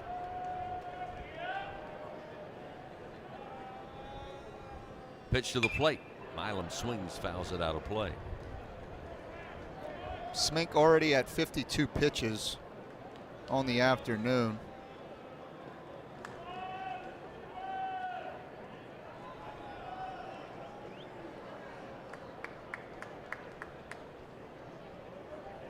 Smink looks in. Here's the payoff pitch to Milam. Milam rockets this one to center field. Santerre going back. Able to get under this one, make the grab. Tagging up from second. Plenty of speed. Kling slides in without a throw at third. So with 2 down, potential go-ahead run just 90 feet away on a nice poke to center field by Stephen Milam. So now with a tie game 2-2, it's going to be up to, well, Tommy White, who I'm sure Smink was certainly hoping he would not see in this situation. Well, it'll be interesting to see with 2 outs, obviously first base open, how good of pitches they give to Tommy White. Here's the first delivery and a big swing and a miss. Put everything he had into that swing, but unable to find the fastball just over the top, and it's 0-1. Well, they challenged him. They went 94 mile an hour up in the zone, kind of bell tie right across the plate, and Tommy just missed it. The 0-1 swing and fouled out of play. Now 0-2. Another fastball. So Smink coming right at Tommy White, one of the best hitters in all of college baseball, not only last year but certainly going into this season. A 2-2 ball game, 2 outs, runner at third for the Tigers. Here's the 0-2. Again fouled back. Another fastball at 94 from Smink. And you remember the first at bat in the first inning, these two went at it for a bevy of pitches. Eventually, Tommy flied out to center field.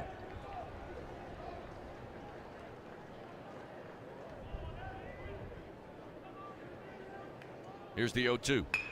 Breaking ball, comebacker to the mound, and Smink snags it with the glove, underhand throw to first, and that'll do it for LSU. But they tie the game, 2 runs on 1 hit, 1 error committed by the Seawolves. We got a 2-2 ball game as we head to the top of the 3rd. This is Fighting Tiger Baseball. It's good to be able to make a change, to never feel stuck. That's why at Cox, we're making a change too. Now Cox internet plans are flexible, so you can choose to just go with internet, add TV tomorrow, or home automation down the line. It's easier than ever to get just what you want and nothing you don't.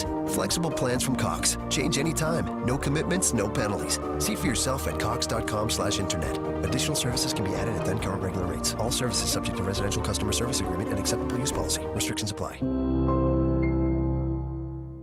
There's nothing like the feeling of a grand slam, and every great play deserves a great sip. With 15% alcohol by volume and a colorful collection of fun flavors, Buzz Balls are the perfect ready-to-drink cocktail for every moment of the game.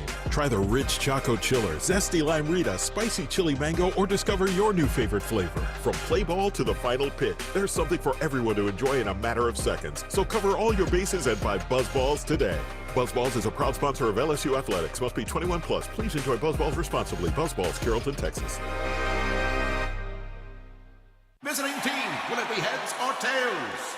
Play heads or tails from the lottery. Win up to $3,000.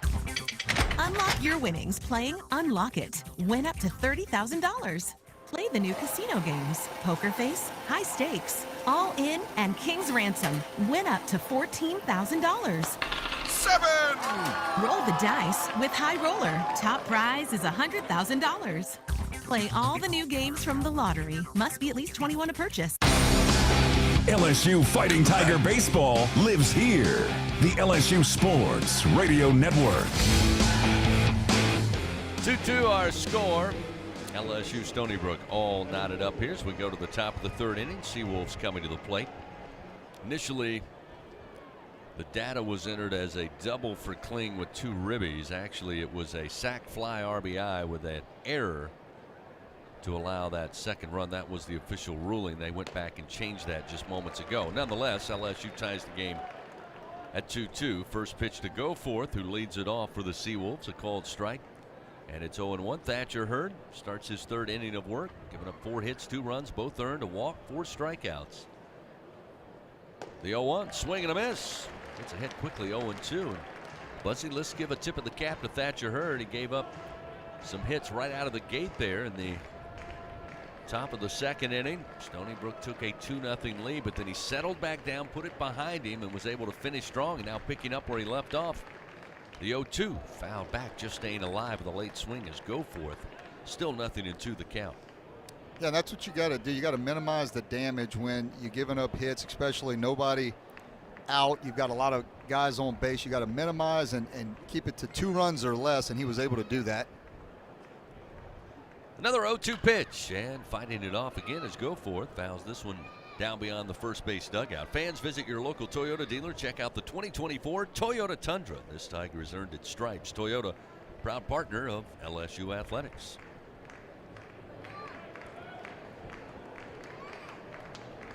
Hurd still in the driver's seat here. Goforth awaits on the pitch. Here it comes. And he belts this one into the air. Down the line in right. Pearson coming over and running out of room as it will drop into maybe the third row of seats out of play.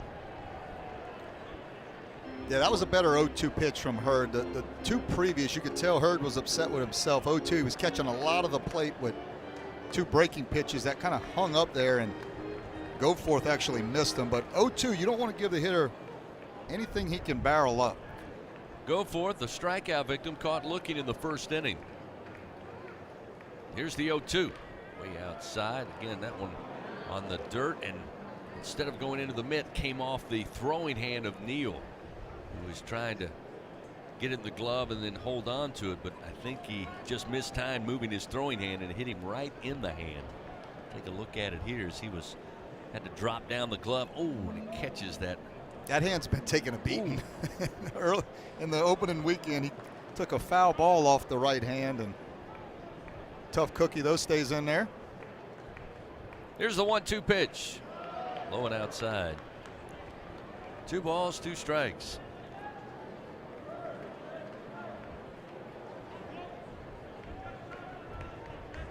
Hurd up to 40 pitches on the afternoon. 2-2 delivery to Goforth. Low and inside, just missed with a fastball at 95, and that will fill it up 3-2. So Goforth battling here. Down early, 0-2, and he's worked it full. Yeah, it was a good pitch. That's one of those ones when you're the hitter, you hope it's called a ball, and a pitcher, you'd love to get it. But probably a ball as it was down in the zone. Goforth again awaits. Payoff pitch. Called strike 3. This one at the knees on the inner black. 5th strikeout for Thatcher Hurd. Not all that different from the previous pitch.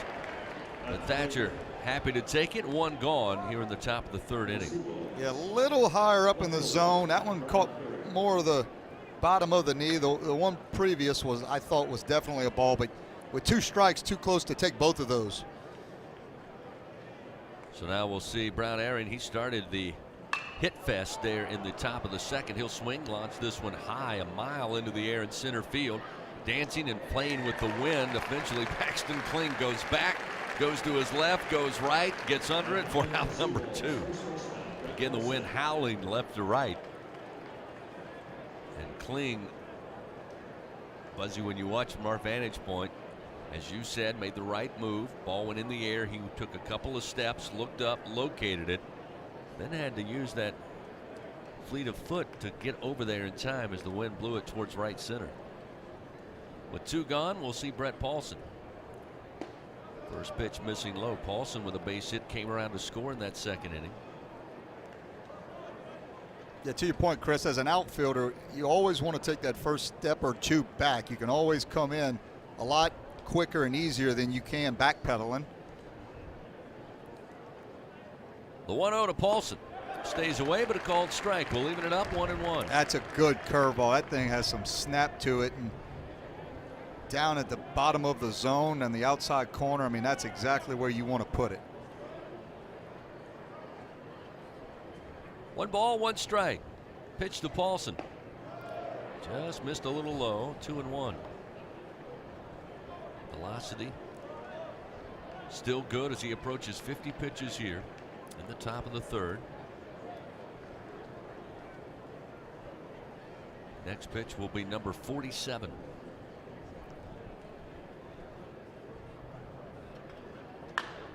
This one lifted in the air, shallow left field, stopping and then coming in to make the play is Bingham for out number 3. So quick work of the Seawolves in the top of the 3rd. They get no runs, no hits, nobody on base. We go to the bottom of the 3rd frame. LSU will have Travinsky, Neal, and Jones due up. Tied 2-2. Back after this. This is Fighting Tiger Baseball. Tiger fans, this is Eddie Kennison, former LSU football wide receiver. If you know me, you know I'm all about making big plays. Tigers win! Tigers win! That's why I joined the team at LSU Sports Properties. Our goal here is to help businesses make big plays both on and off the field. If you want to give your brand that competitive edge and be a part of the biggest stage in college sports, give the corporate sponsorship team at LSU Athletics a call. Your brand, our fans. Utilize the power of LSU Athletics to promote your business and sponsor LSU Athletics today. Call 225-578-2788. Go Tigers. When are 3 letters more than 3 letters?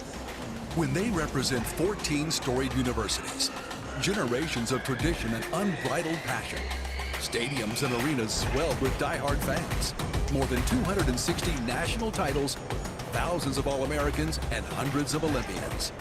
And the one conference where every catch, shot, swing, and stride just means more.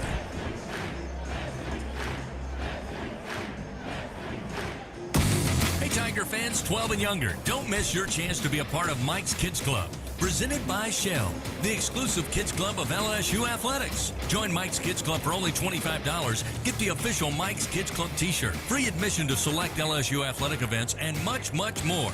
To learn about upcoming events and to join, please visit LSUMKC.com. The Mike's Kids Club, presented by Shell.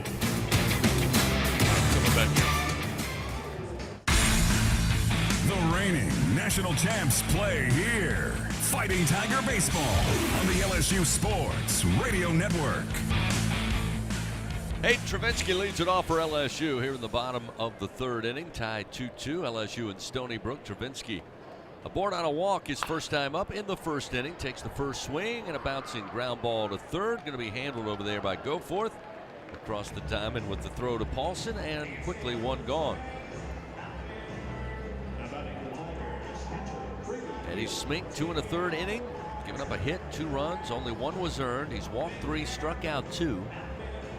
The Seawolf pitcher approaching 60 pitches here in his start. So face Brady Neal, who got aboard on a walk.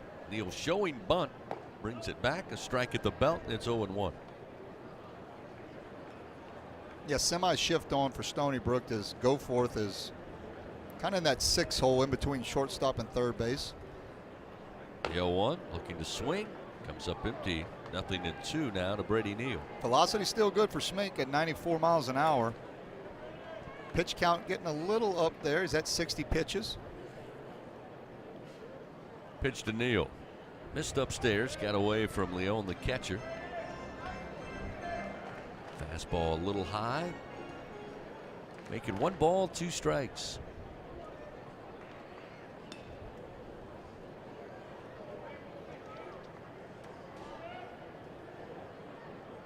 Here's the wide and the 1-2.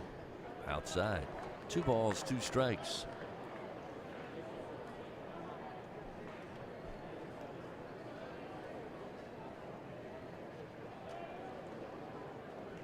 2-2 pitch to Neal.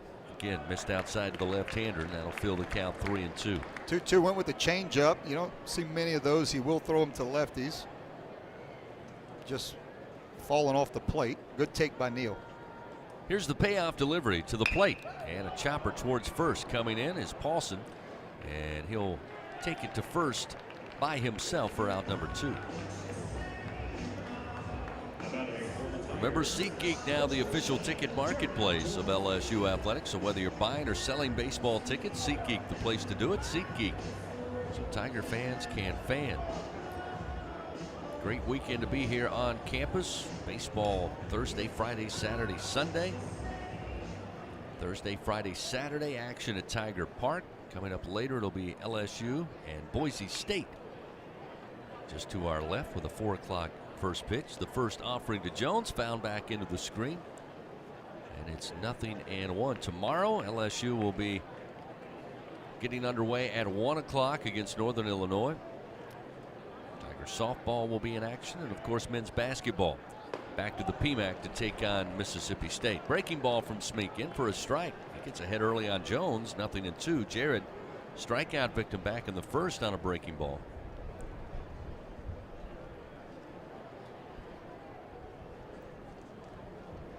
Smink's 0-2. Missed outside. 1 ball, 2 strikes. You could tell as much as Smink wants to rely on that fastball in that first at bat for Jones. They've done their scouting report. Steady diet of off speed and breaking pitches.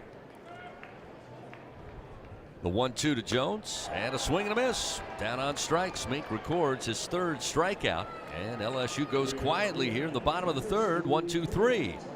Still a 2-2 ball game. We move now to the top of the 4th. We'll return to the box after this. Fighting Tiger baseball. Hey Tiger fans, this is Josh Smith. Heat and humidity can really take their toll on athletic performance, especially here in Louisiana. Beat the heat with the Tiger Air Zephyr, a rechargeable clip-on cooling fan that uses our revolutionary air accelerator technology. Now you can stay cool whether you're playing, working, or watching the Tigers at the box. Make sure to get yours today at TigerAir.com. That's TigerAir.com. That's TigerAir.com. What does it mean to be the best? How do you achieve success? For Our Lady of the Lake Health and LSU, we do it by working as a team. We achieve greatness together. Our partnership means student athletes get the best care so they can perform their best and be there for the team. Our Lady of the Lake Health and LSU. Together, we roar. Baton Rouge isn't just the capital of Louisiana, it's the capital of college baseball. The fans, the players, the entire atmosphere. When it comes to baseball season, there's no better place than Baton Rouge. And the fun extends beyond the box, with plenty to do off campus. Explore some of Baton Rouge's best fights, visit our incredible museums, and enjoy the sweet sounds of swamp blues, born right here in Louisiana's capital city. Check out visitbatonrouge.com for more things to do on your next trip. This is LSU Fighting Tiger Baseball on the LSU Sports Radio Network. Top of the 4th inning, Stony Brook coming to the plate. Glad to have you along with us here. Great to be at the box on a Friday afternoon. A gorgeous one at that. Eric Paulson to lead it off, the lone left-hander in the lineup for the Seawolves, as Thatcher Hurd misses high and outside for ball 1, 1-0. Hurd starts his 4th inning of work. Again, 4 hits given up, 2 runs, both earned, a walk, and 5 strikeouts. Here's the 1-0. Swung on, fouled out of play. One of the things when you look at this pitching staff, and Thatcher Hurd obviously no different through his first 2 outings of the year, you've had some really strong arms. If there's one thing that maybe early going you're concerned about is maybe the number of walks. Here's the 1-1. There's a strike. Get ahead of 1 and 2. For example, yesterday, really, Gage Jump, I thought, had a great performance. Nate Ackenhausen was solid. Moffitt was impressive. Bucknam was impressive. First, the 1-2 from Hurd. Pitch to Paulson. Ground ball up the middle. Gets by Hurd. Bounces its way into center field. Seawolves. Another leadoff single, this time in the top of the 4th inning. But for example, yesterday, great strikeout count. 16 strikeouts by the Tigers. Come away with 5 walks from 4 pitchers. I know last weekend there were some great performances, but I'm sure again, early going, but you don't want to see the walks. That's the only thing that I think has stood out. Well, to your point, I think coaches, they can live with you getting hit all over the ballpark and lose. They can't live with you giving free passes, hit by pitch walks, letting the team into the game from that standpoint. Called strike against Maselli, who stands in. He had a base hit with an RBI in this second. You want to make a team earn everything they get. It's hard to get a bunch of hits on a row to score runs, but if you walk a guy, and then it becomes a lot easier to put runs up on the board. Beautiful breaking pitch for a strike from Hurd. It's 0-2. So again, for the second straight hitter, gets ahead early.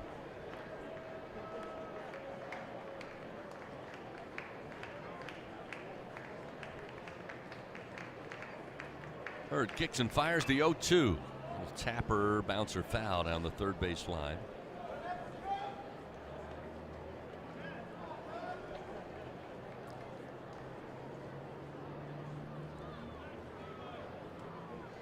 Looked up earlier today, and Stony Brook opened their season in Texas. Currently in Stony Brook, New York. At last check, 43 degrees. 50% chance of rain. Pitch in on the hands on the fastball. Missed inside, make it 1-2. You're telling me they're enjoying the sleeveless weather down here. I think they probably were impressed when at 10 o'clock this morning they played their first game and it was 70 degrees. Runner at first. Nobody out. Here's the 1-2. And a swing and a miss. Half-hearted swing that time by Maselli, and Hurd able to get the strikeout with the breaking ball. Strikeout number 6. While we have a moment, let's pause 10 seconds. Station identification. This is Fighting Tiger Baseball on the LSU Sports Radio Network. This is LSU Fighting Tiger Baseball on the LSU Sports Radio Network and the LSU Sports mobile app. 2, 1, back to you. Thatcher Hurd, first delivery to Taylor, called strike. That time used the breaking ball to introduce that first sequence to Taylor. Taylor had a double with a run batted in the second. Yeah, I find he's been breaking ball heavy today. He's got pretty good control of it, command of it. The 0-1 in the dirt. Blocked up by Neal, but caroms into the infield grass in front of the mound and will easily allow Paulson to scoot on into second base. So now Stony Brook with only 1 out, a runner in scoring position. Another good base running job from Paulson as he read ball in the dirt. Of course, that one got away from Neal quite a bit. He would have been able to get second base even if he had waited a while, but he broke early, saw the down angle of the pitch, and was able to get to second base. Taylor back up to the plate here. 1 ball, 1 strike. Now he'll call for time and step out. 1 out, a 2-2 ball game here. Stony Brook 2 runs, 5 hits, an error. LSU 2 runs on 1 hit. The 1-1 from Hurd. Breaking ball lifted in the air, foul territory, right field way. Pearson coming over near the bullpen, and again the wind going to carry that into the seats out of play. 1 ball, 2 strikes. LSU Athletics would like to thank its Team LSU corporate partners: Cox, McDonald's, Our Lady of the Lake, Albertsons, Coca-Cola, People's Health, and Hancock Whitney. Get a chance to see that LSU Kentucky basketball game Wednesday night, Buzz? Absolutely. Heck of a ball game. Looked like Pete Maravich Assembly Center was rocking and rolling over there. Fun time had by all. Here's the 1-2. And a bouncer foul, third base side. You and Coach Brady didn't get too excited, it didn't look like. No, we try to keep it even keel. I don't know what you're talking about. Yeah, that's good stuff. You stuff. got to be professional at all times, Buzzy. That's rule number 1. Kent Lowe reminds me all the time, you cannot cheer at the scorer's table. I forgot that on Wednesday night. I don't blame you. Here's the 1-2. Fastball called strike 3. Wow, Robert Taylor. Almost as if he didn't have time to react. Thatcher Hurd comes right at him, records the second out of the inning. That's punch out number 7. Well, I'm going to tell you, 1-2, a fastball in on the hands there. That's major leaguish. There's not a whole lot of big leaguers that can handle that pitch. 1-2, everybody looks away, and he comes 94, 95 on the inner part. I mean, a perfectly placed fastball. Chris Leone got aboard on a walk, his first at bat in the second inning. He'll come to the plate here with 2 outs, a runner at second. Hurd fires, and the breaking ball fouled off, out of play right side. Big win for women's basketball last night. Don't know if I'd put it in the revenge category, but maybe it was, as they get Auburn the second time around.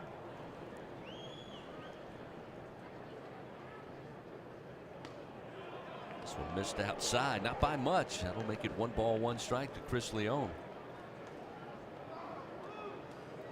Another packed Maravich Center last night for women's basketball, the win over Auburn. Runner at second, 2 down. Tie game 2-2. Hurd fires.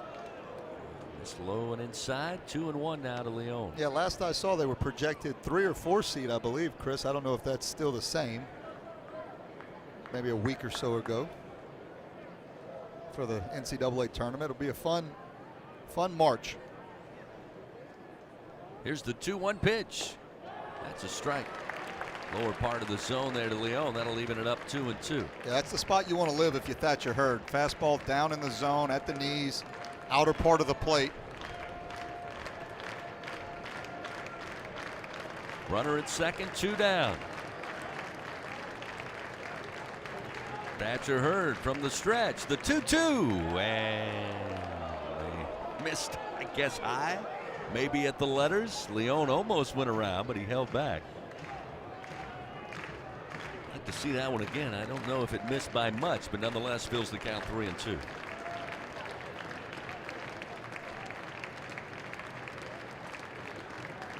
Payoff pitch from Thatcher Hurd. Missed outside. Ball 4. Second walk given up. Extends the inning here with 2 down.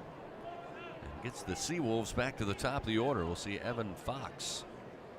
Fox a ground out to Braswell to start the game. Popped out foul territory at home plate to Brady Neal. Last time in the second. Paulson down at second base. Leone at first after the walk. We'll see Nate Yeske, the LSU pitching coach, jog out of the dugout. He'll make his way to the mound here. Again, earlier we saw Griffin Herring get up, stretch a little bit in the bullpen. They still have personnel on the bench down there, but nobody throwing as of yet. And you had a sense coming into the second start of the season for Thatcher Hurd. Again, second time you're kind of starting the weekend, or traditional weekend, if you will, with a Friday matchup. And you kind of wonder, because they didn't have to use a ton of arms yesterday, able to get 4 guys in, get some good work. Coach telling us before the game, a couple of guys battling the stomach flu, that maybe this could be an extended outing, or the first real extended outing for Thatcher Hurd on the season. So again, they're going to just have a word with him, with Nate Yeske, and still nobody yet throwing. Yeah, look, Thatcher's going to be fine. I mean, he's battling here today. He battled in his first start, but we saw it took him a little while last year. I mean, later in the part of the year, he was as good as anybody on that staff. We had him, watched him in Georgia have a great outing, and then of course we know what he did in the postseason. So he just needs to keep pitching, keep having confidence, making pitch after pitch. First delivery now to Fox, misses inside, ball 1. That's the 69th pitch for Thatcher Hurd today. Imperative here, you close it down. Tie game 2-2. Runners first and second with 2 outs.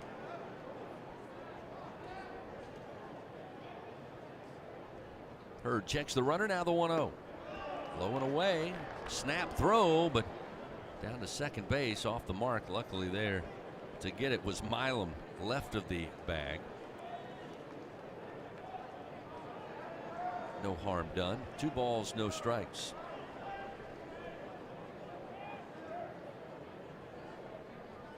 Here's the 2-0 pitch. Again, missed low and away. Backhand pick off the dirt by Neal, and it's 3-0. Now, Fox, one of their leading hitters a year ago, 2023. And you know he's not in that leadoff position because he can't hit. I mean, this is a scary hitter up there that can really run too. So infield's going to have to be on their toes. The 3-0 misses low, and that's ball 4. So now the Seawolves will load the bases. Third walk of the day for Thatcher Hurd with 2 outs. Jay Johnson has made his way to the second step of the dugout.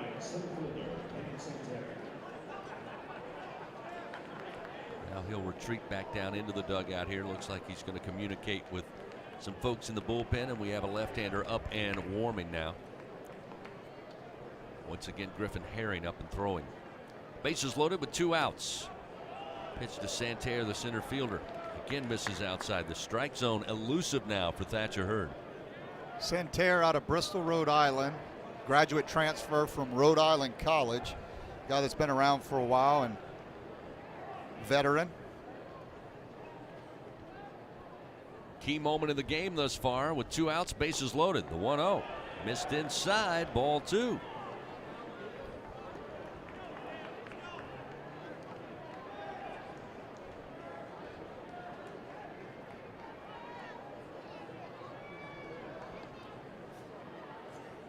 Delivery. Again inside to the right-hander, makes it 3 balls, no strikes. You mentioned the veteran Santerre at the plate. Coach Sink, you don't win 920-plus games if you don't know something about the game of baseball. The 3-0 take is on. It's a strike. Fastball, make it 3-1. Again, I believe, based on the numbers that of active coaches, well within the top 15, maybe close to top 10 in total wins. Here's the 3-1. Swing and a miss. It's that fastball up to 94 in on the hands. Santerre can't find it, and now it's 3-2.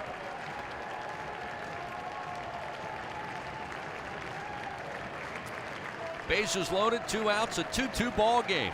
Here in the top of the 4th, Thatcher Hurd looks in. Santerre awaits the payoff pitch. Ground ball foul down the third base line.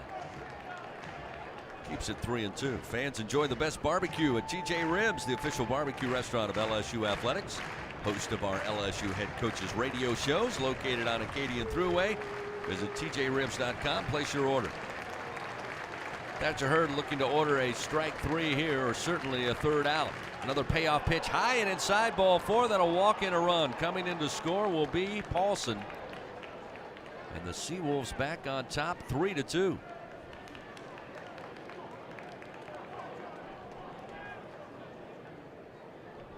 Yeah, tough situation again. As you'd rather serve one up and him drive a base hit or even hit a ball in a gap than to just give him a run. And we're going to stick with him, though. We're going to see if he can battle out of this. Goforth comes to the plate. He's been a strikeout victim twice, looking. And a breaking ball across the plate. Gets Hurd off to a good start, 0-1. Leone now at 3rd, Fox at 2nd. Santerre on the walk gets the RBI. He is at first base. Goforth, right-hander awaits Hurd. The 0-1. Strike at the knees, 0-2. Comes back with a fastball there, low in the zone.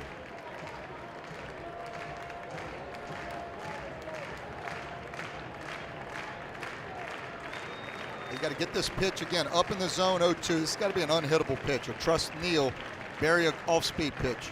The 0-2 pitch comes back with a fastball, little up, but fouled off into the screen right side.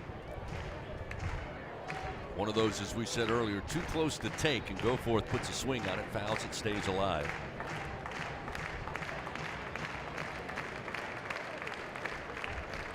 Oh, 0-2 the count. Bases loaded. Tigers trailing now 3-2. Thatcher gets his sign, comes set. The 0-2 pitch. Swing and a miss. Got him to chase it down in the zone. Goforth down on strikes, this time swinging for the 3rd time today. Strikeout number 8 for Thatcher Hurd. But the Seawolves scratch 1 run on 1 hit. They leave 3 men on. It's It's a 3-2 Stony Brook lead. We head to the bottom of the fourth inning. Tigers come to the plate, 6, 7, and 8. Pearson, Bingham, and Braswell. When we return, this is Fighting Tiger Baseball. The passion, the tradition, the rivalries. Sirius XM is your destination for all things college sports, and we've got you covered.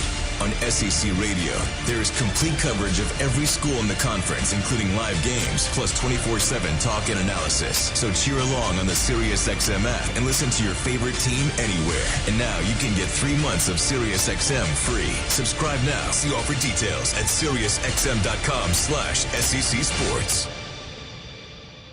The SEC is more than the Southeastern Conference.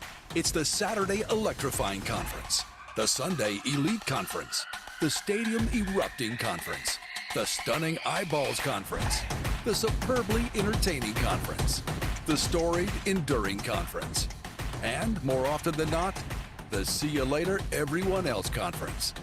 This is the SEC, where it just means more. Going to the track, the wall, see ya!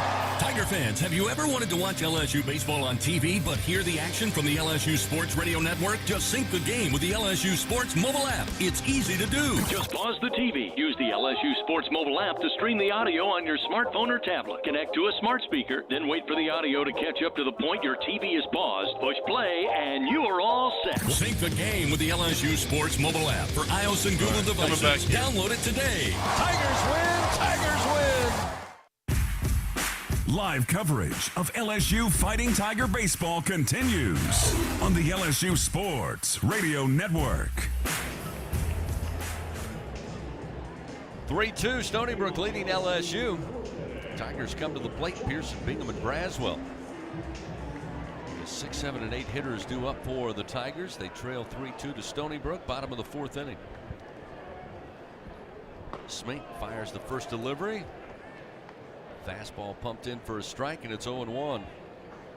Pearson today, board on a walk, scored in the second inning. The 0-1 to Josh. Inside at the knees, 1 ball, 1 strike. Griffin Herring down in LSU's bullpen now, starting to play catch. Got a couple Seawolves down in Stony Brook's bullpen. Another pitch inside, missing by Smink. That'll make it 2-1 to Pearson, batting .286.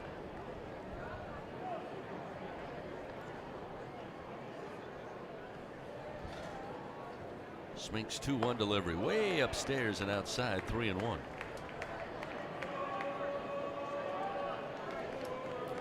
Well, if you're Coach Zink at this point, again with the pitch count rising, this will be a 73rd pitch. As Pearson swats it foul out of play left side. You certainly got what you wanted from Eddie Smink in the start. His team leading 3-2. Held the Tigers to just 1 hit. Again, only 1 earned run. Payoff pitch to Pearson. Another swing into the air, but foul towards the seats down the line and left. And it takes a high bounce on the lower ball and takes a bounce to the second level.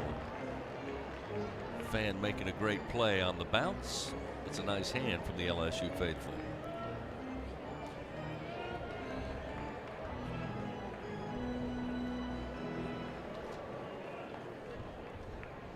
Pearson ready to go.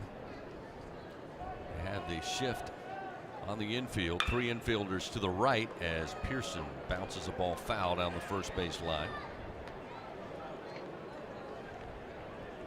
Brett Paulson, the first baseman, hugging the line a good 15 feet behind the first base bag. Fox about 3 feet into shallow right field. And the shortstop Maselli, good 10 feet right of the second base bag. 3-2.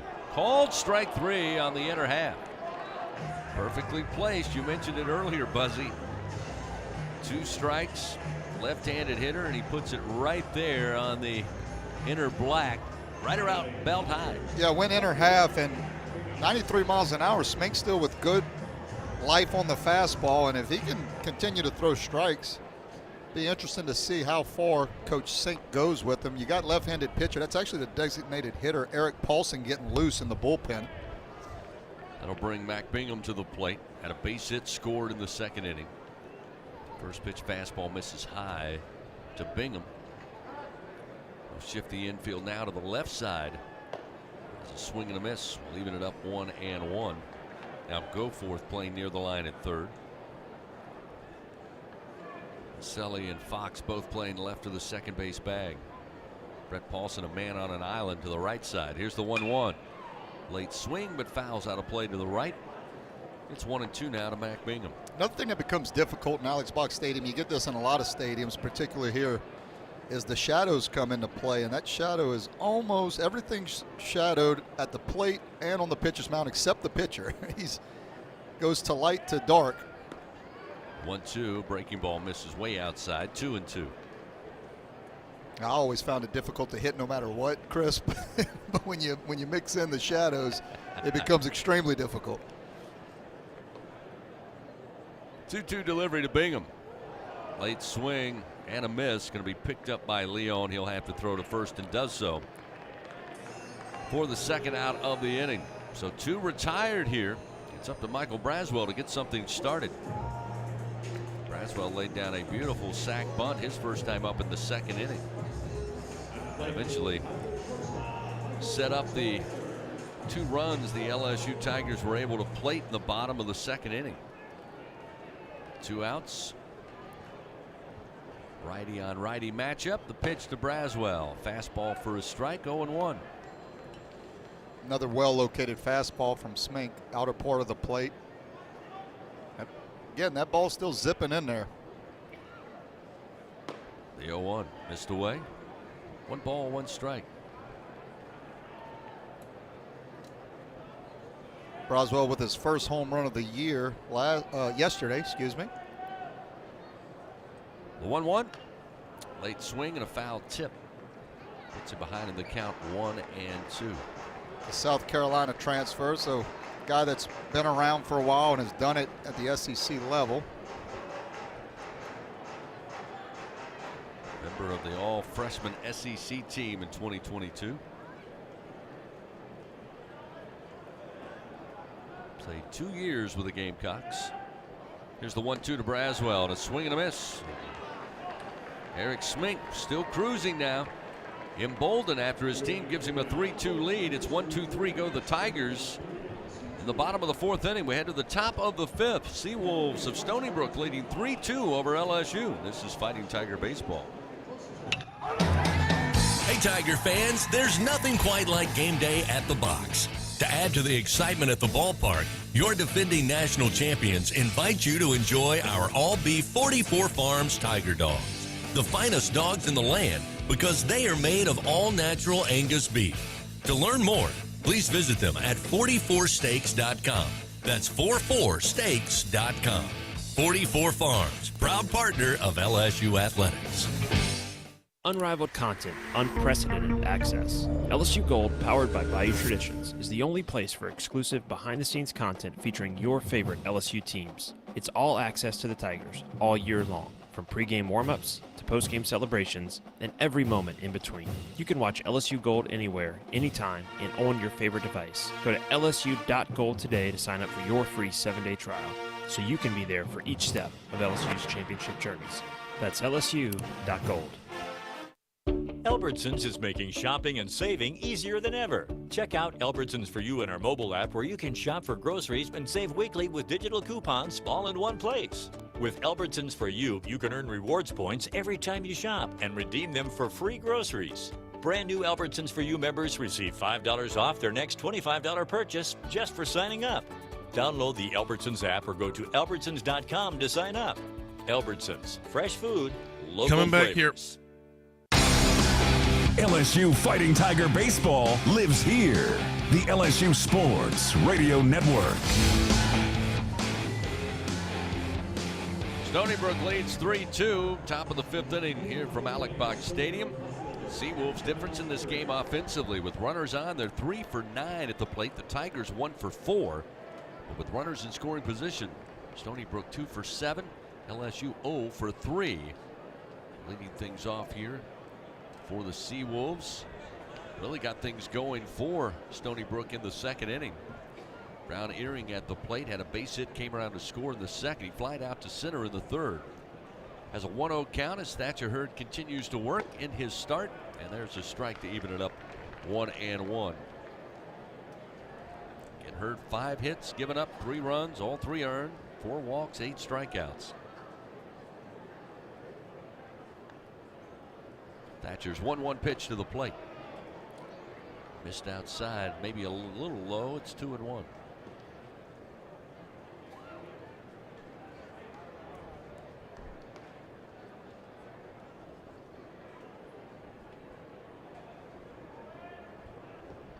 Pitch to Brown Earring, and he'll swing and miss. Fastball kept down. Brown Earring couldn't find it. It's 2-2. You would think with Griffin Herring getting loose, catcher down in the bullpen, and really getting hot, that this would be Thatcher Hurd's last inning. Just assuming. 2 balls, 2 strikes. The pitch to the plate. Staying alive with a foul tap to the backstop is Brown Earring. Approaching 90 pitches. He's at 88.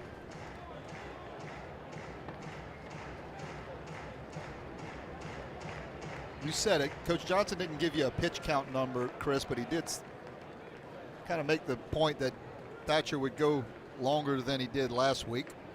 2-2, chopping but foul ground ball third base side.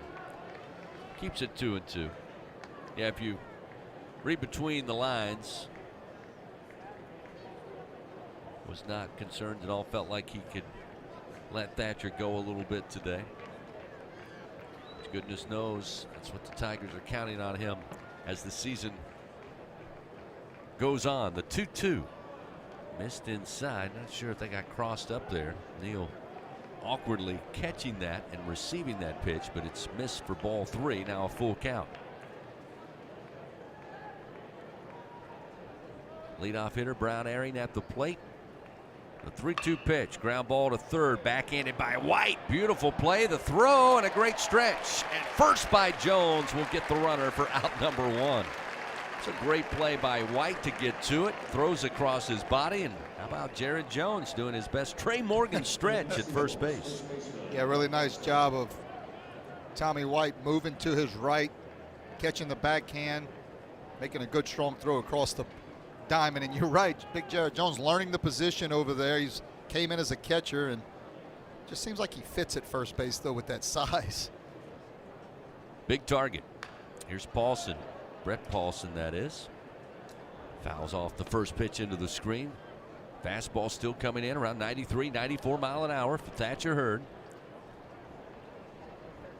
This will be the 93rd pitch of his outing today. Here's the 0-1. Watch out. Inside, spins Paulson away from the plate, and it's 1 ball, 1 strike. Found over the last inning and a half, Thatcher's lost a little bit of the command for the off-speed pitch. He's had pretty good command of it all day. Starting to kind of hang up there a little bit. The 1-1. Drops in low, 2-1 now to Paulson.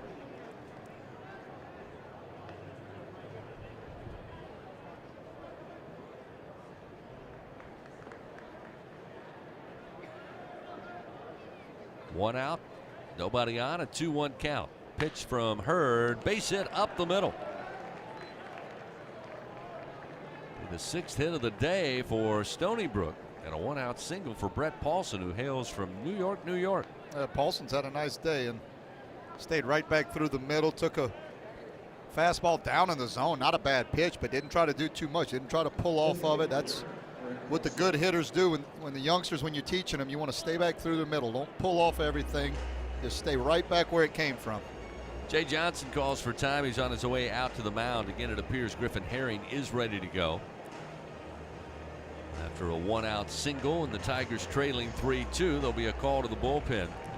Pitching change powered by your hometown John Deere dealer and Sunshine. Thatcher Hurd's day is done. Griffin Herring will take over.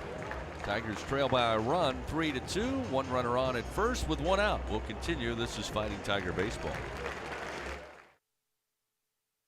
Looking for a champion on the field? Look no further than Sunshine, your hometown John Deere dealer in Louisiana. With our help, you can always come out on top.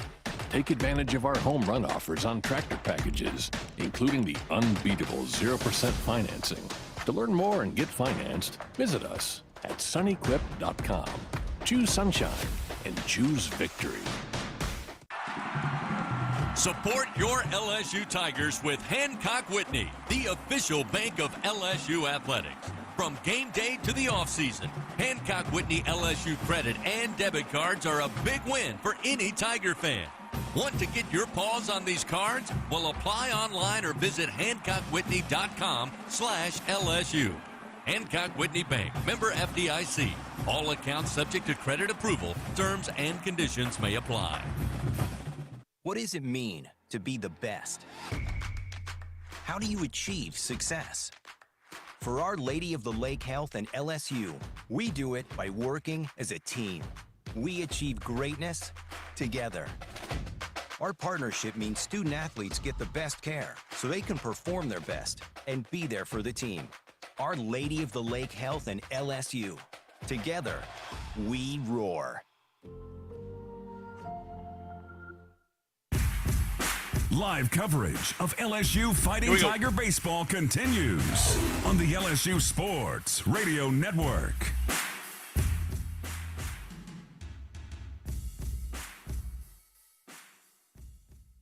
Back in.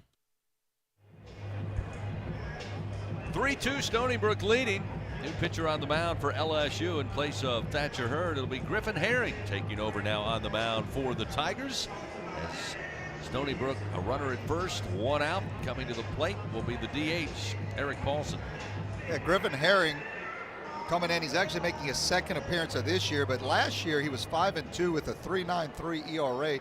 Did have 2 saves and 34 in the third innings pitch. Gave up 32 hits, 15 runs, 19 walks, and 41 strikeouts in those 34 innings. Paulson, the left-hander, takes the first pitch, and Herring finds the strike zone. It's 0-1.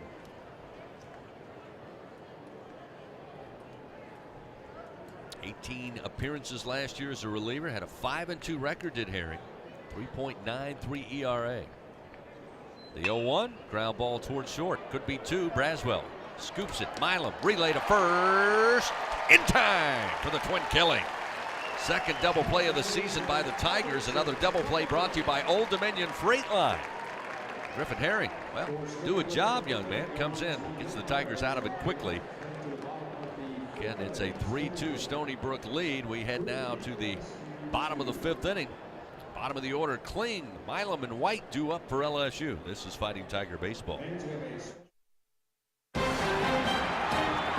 And we're back with the action. Coke Zero Sugar might be the best Coke ever. That's right, Jim. With an irresistible taste and zero sugar, Coke Zero Sugar is a must-try for any sports fan. So make sure you... Wait, Jim, I didn't mean try it right now. We're still on the air. Best Coke ever? Take a taste, Jen. Really? No, not right now, Jen. We got a game to call.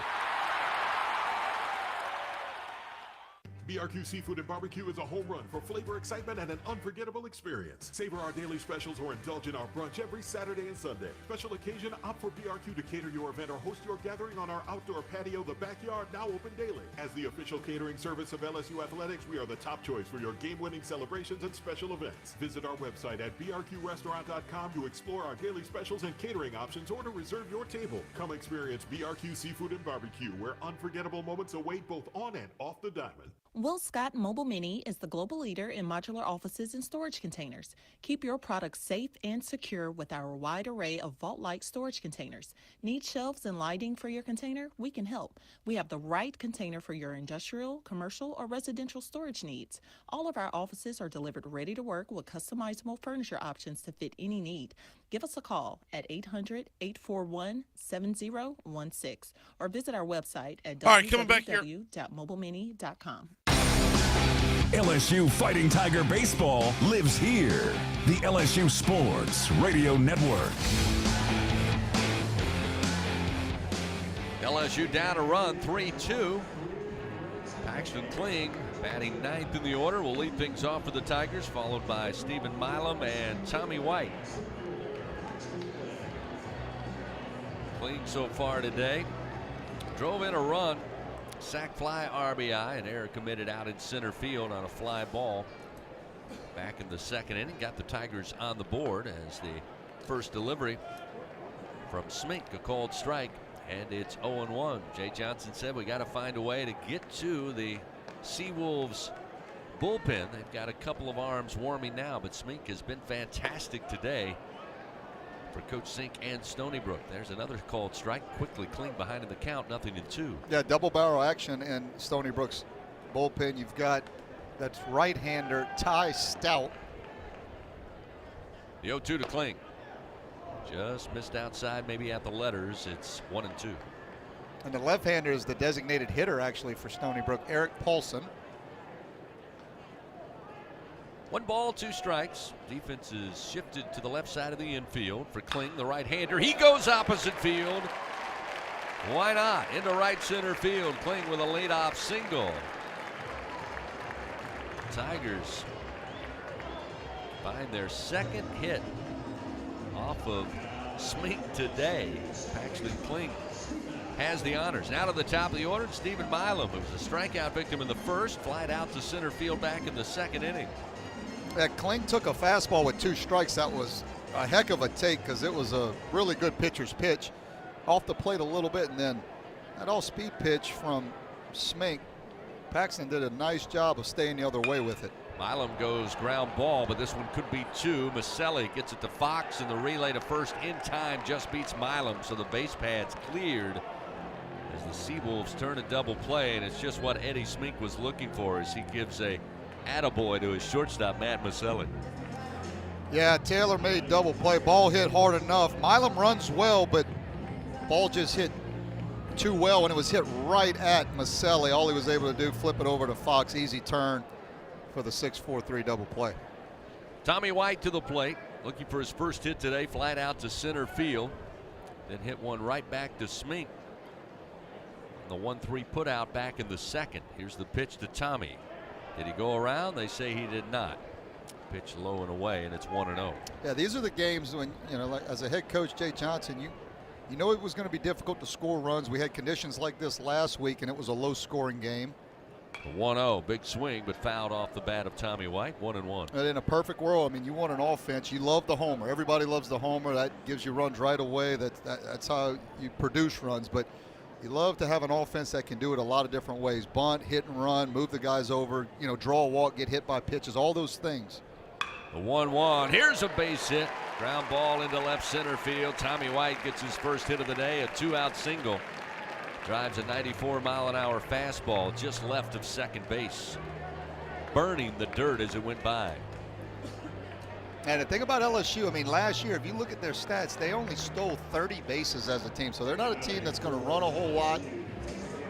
They like to, you know, bang it around from an offense. But, again, when you do that, a little one-dimensional, it can be tough when you have conditions like this. Now, the good news is the conditions won't stay like this all year. Hayden Travinski to the plate. First pitch missing low. Ball 1. Hayden today, a walk in the first, grounded out to the third baseman Goforth in the third. Looking for his first hit today. White, short lead off first. Smink from the stretch, the 1-0. Good eye, missed low and inside to Travinski. It's 2-0.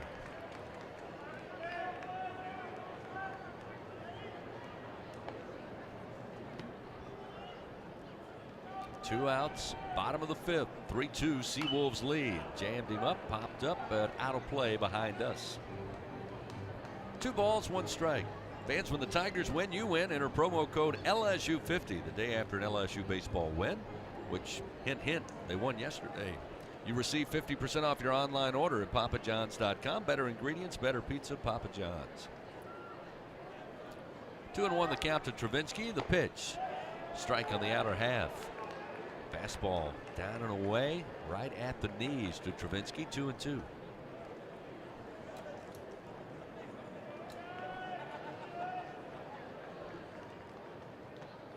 Smink, quick glance to first, now the 2-2 pitch, and a called strike 3. Comes back with a breaking ball, outside corner. Smink with the punch out, and LSU goes quietly. No runs, 1 hit, 1 man left on. They trail Stony Brook 3-2. We head to the top of the 6th inning here at the box on a Friday afternoon. This is Fighting Tiger Baseball. Bridgeway Hospice, the official hospice of LSU athletics, is the champion's choice for hospice care in South Louisiana. With over 10 years of excellence and experience, Bridgeway has 3 locations to serve you and your loved ones: Baton Rouge, Lafayette, and Plaquemine. Ask for Bridgeway Hospice by name, your champion's choice in comfort and compassionate care. Bridgeway Hospice says, "Go Tigers!" Looking to make your next corporate event, church festival, or school field day the best one yet? Well, look no further than Grayson's Events and Entertainment. They have it all, from carnival rides to mechanical bulls, inflatables, and much more. They truly are your one-stop shop for all your party and event rental needs. Give them a call at 225-436-6520 and use promo code Radio25 on your next order at Grayson'sEventsEntertainment.com. Louisiana's best event specialist. You won't be disappointed. Hey Tiger fans, no game day is complete without Noel Spirits from Noel Family Distillery. Founded by a father-daughter duo, Noel Family Distillery is the only Louisiana distillery offering authentic tequila. Their additive-free tequila captures the spirit of Louisiana, creating a spirits experience worthy of the Tigers and their loyal fans across the country. Noel Tequila is proud to be the official tequila of LSU Athletics. Enjoy Noel Tequila at the box or grab a bottle of your own at many fine retailers. Learn the unique Noel Distillery story at noeldistillery.com. All right, coming back here. The reigning national champs play here. Fighting Tiger Baseball on the LSU Sports Radio Network. Eddie Smink, as advertised, the Stony Brook starting pitcher, 5 innings, giving up 3 hits, 2 runs, only 1 earned, 3 walks, and 7 strikeouts. And his Seawolf team leading 3-2 over LSU as Stony Brook comes to the plate. Shortstop Maselli will lead it off at 7, 8, and 9 due up.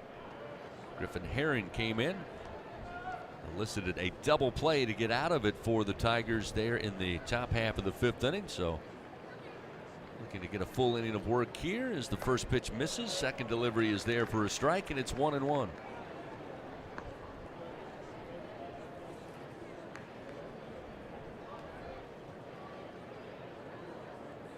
One delivery, swing and a miss.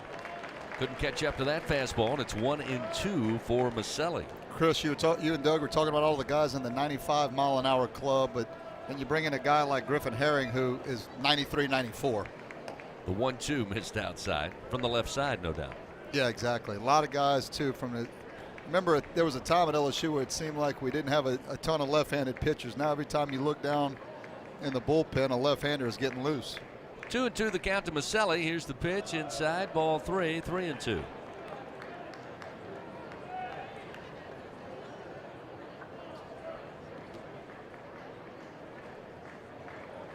Herring square to the plate, now will wind. 3-2 pitch, belted ground ball to second. Milan backpedals, fields it, throws to first. Great play by the Tigers second baseman to record out number 1 here in the top half of the 6th inning. Boy, that's the way you handle a moving ground ball. Milam, great fundamentals there. Yeah, it was moving with some velocity. Got the good hop, good strong throw to Jones at first base. You see why Coach Jay Johnson and the staff went over to New Mexico to get that young kid. Ball player. Now we'll see Robert Taylor. He had a double with an RBI in the 2nd. He was caught looking by Hurd in the 4th inning. He'll swing and miss as Herring, 94 on the gun, gets it by him, 0-1.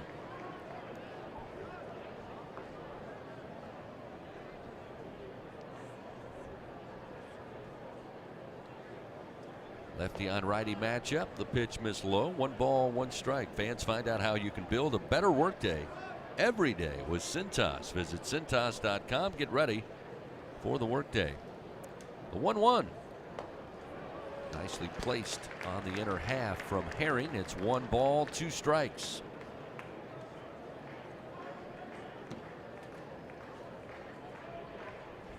Quickly working the 1-2 in the air, but foul. Going to find its way to the seats down the way in right. Still 1 ball, 2 strikes.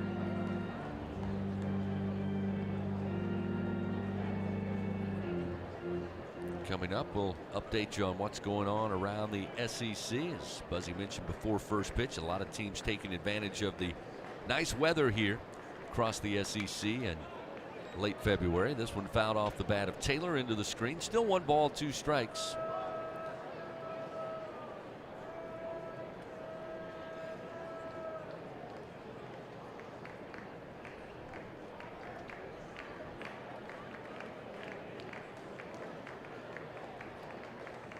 Taylor awaits the 1-2. Off speed, just missed the outside corner. Herring thought he got him. So did LSU's fans. It's 2-2.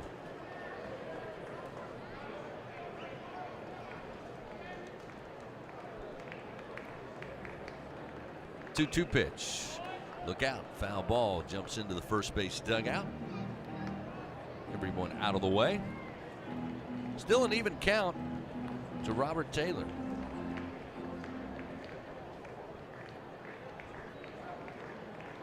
Herring, the left-hander, the 2-2 pitch. And he fights this one off again. Fouls it into the screen. Chris, you mentioned about Jay Johnson said they're in a good spot pitching-wise for the weekend. And the depth on this team pitching-wise is as good as it's been in a long time. Remember, after last weekend, they started Cade Anderson on Monday. 2-2 is a slow rolling ground ball to third. Picked up by White. Throws a bullet to first and records the second out of the inning. Taylor retired 5-3. Cade Anderson started on Monday, and the freshman from St. Paul's comes in throwing 95 miles an hour and had a really good outing. But that was a guy, not saying he's that far on the depth chart, but I mean, you're talking about the fourth game in 4 days, and Cade Anderson gets to start, and a guy that would probably be a Friday, Saturday guy on a lot of teams in the country. Junior right-hander Chris Leone, the catcher, swings and misses at the first offering net. It's 0-1. Guy like Griffin Herring coming in, you just hear all the big names, and then you see guys like a Griffin Herring come in and do such a great job for this team. Pitch just missed outside, not by much, but it's 1-1 now to Leone. Leone came into the game batting 143. He'll turn, square to bunt, try to pull it back, but a called strike, and he falls behind 1-2. Like the way Herring works, too. He gets the baseball, gets back on the mound. He's not messing around. A lot of these LSU pitchers work quick, and Herring is one of them. With 2 outs, the 1-2. Called strike 3. Painted the outer black does Griffin Herring, and that will end it for the Seawolves here in the top half of the 6th inning. They go quietly, 1-2-3. Great job by Griffin Herring with some help from the defense. Tigers looking for offense now. They'll have Neal, Jones, and Pearson. The meat of the order presented by 44 Farms coming up as we head to the bottom of the 6th inning. Stony Brook leading 3-2. This is Fighting Tiger Baseball. Unrivaled content, unprecedented access. LSU Gold, powered by Bayou Traditions, is the only place for exclusive behind-the-scenes content featuring your favorite LSU teams. It's all access to the Tigers all year long, from pregame warm-ups to postgame celebrations and every moment in between. You can watch LSU Gold anywhere, anytime, and on your favorite device. Go to lsu.gold today to sign up for your free 7-day trial, so you can be there for each step of LSU's championship journeys. That's lsu.gold.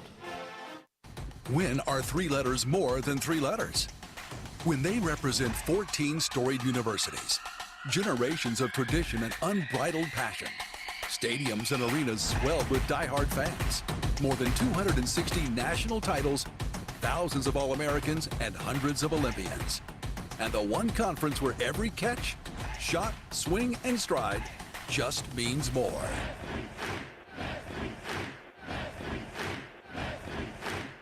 LSU Tiger fans are gearing up with real Tigers apparel and merchandise from the official online store at lsushop.net. Get jerseys, sideline gear, polos, t-shirts, hats, official team merchandise from Nike, accessories, and much more. Over 3,600 products, all shipped right to your door. Head to the place real Tiger fans go for the selection only real Tiger fans get at lsushop.net.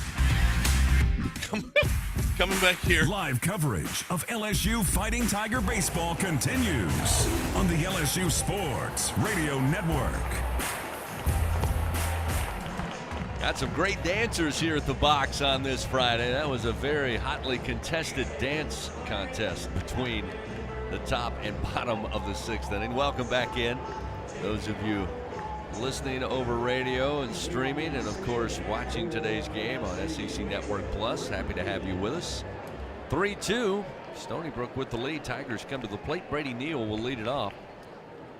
New pitcher on the mound, Paulson, as we told you, who started as the designated hitter coming in as a left-handed reliever for Eddie Smeek, who had a marvelous performance today for the Seawolves. And on a called strike, Neal now looking at 1 ball and 1 strike. Neal today, a walk in the first, grounded out to the first baseman unassisted last time. Swings and lifts this one foul out of play left side.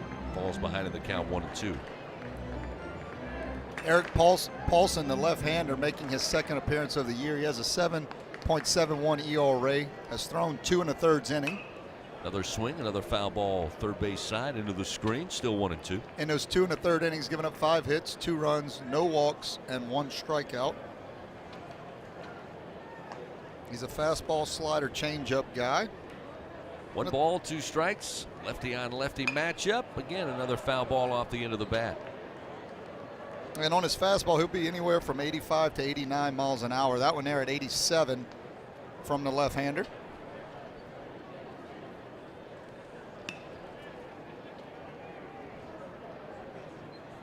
Here's the 1-2 to Neal. This one roped to right center field. Neal making the wide turn, having to chase it Santerre, and putting on the brakes is Neal. He had ideas, but a good job by Santerre to get to it. Glove it cleanly, comes up throwing. Holds Neal to a single, but a leadoff single nonetheless. The Tigers get a runner aboard here to start the bottom of the 6th inning. Fans, don't let AC or heater outages keep you on the bench this year. Text home run to 31996. Get your $59 AC system check. AccuTim Services, proud partner of LSU Athletics. We'll see Jared Jones. Jones, a couple of strikeouts today. He'll try his hand against Paulson for the first time today. The first pitch off speed, called strike, 0-1. Jones caught swinging in the first and third. The pitch outside, ball 1.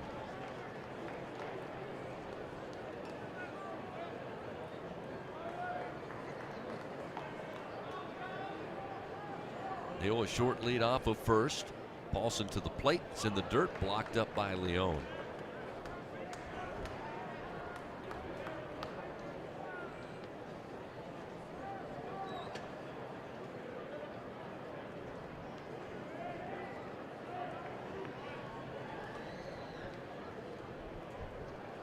Two-one delivery, off speed but upstairs. Now 3 balls, 1 strike.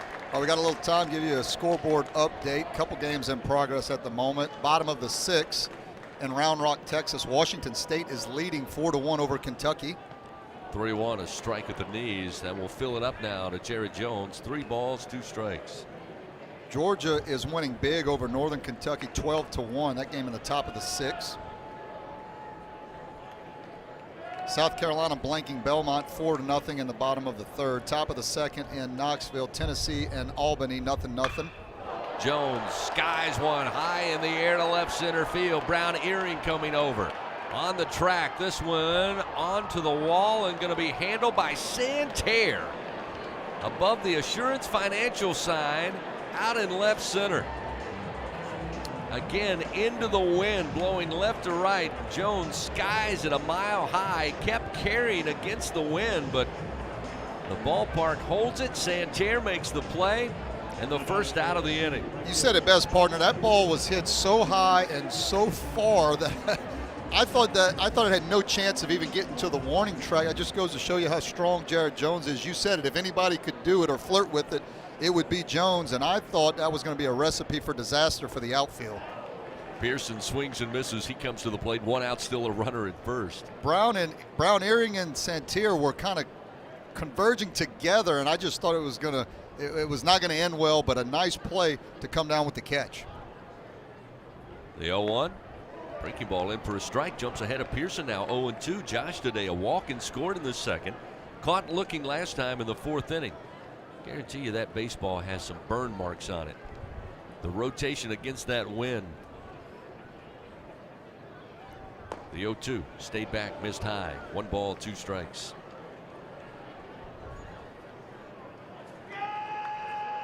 The inertia alone of the wind and the baseball, battling it out. Here's your science lesson for the day. Here's the 1-2. Low and outside to the left-hander Pearson, 2-2. About to say, I'd love to know the physics on all of that, how that just went down. Because you're right, with that wind howling in, I don't know how that ball kept carrying. Runner at first. Here's the 2-2 to Pearson. Lifts it foul out of play left side. Count remains 2-2. Fans Dudley DeBosier stands up for the purple and gold. They fight for Tiger fans all across Louisiana. Dudley DeBosier proud to be an official partner of LSU athletics. Brady Neal led it off with a single to right center field. He's at first base. Jones flied out deep to left center. Here's the 2-2 to Pearson. Drives it to center field. Santerre going back and with the glove makes the grab.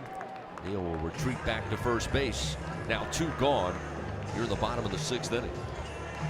Another ball hit right on the nose. Pearson stayed right back through the middle. Just, I know we keep mentioning it, but a ball hit up in the air with this wind is just going to hold up. Anything, it would have to be down that right field line. I call it the Warren Morris homer. It'd have to be that one to have really any chance of getting out the ballpark.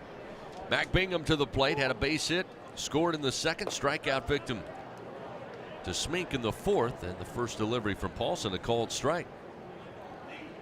One thing about Paulson, the left-hander coming here, pounding the strike zone early. Yeah, LSU with a couple of hits, or rather 1 hit and a couple of good smacks. Nothing to show for it. That one missed low, 1-1. You're right, and it's a really big difference from what they've seen up to this point with Smink. You've got Smink, who was up to 94 miles an hour, 95 miles an hour even. You've got 86, 87 with a lot of off-speed pitches from Paulson. This one inside, gets away from Leon, goes right of home plate. Neal quickly into second base, so the Tigers a runner in scoring position with 2 outs. Mac Bingham, big opportunity here, looking at a 2-1 count as he steps back into the batter's box.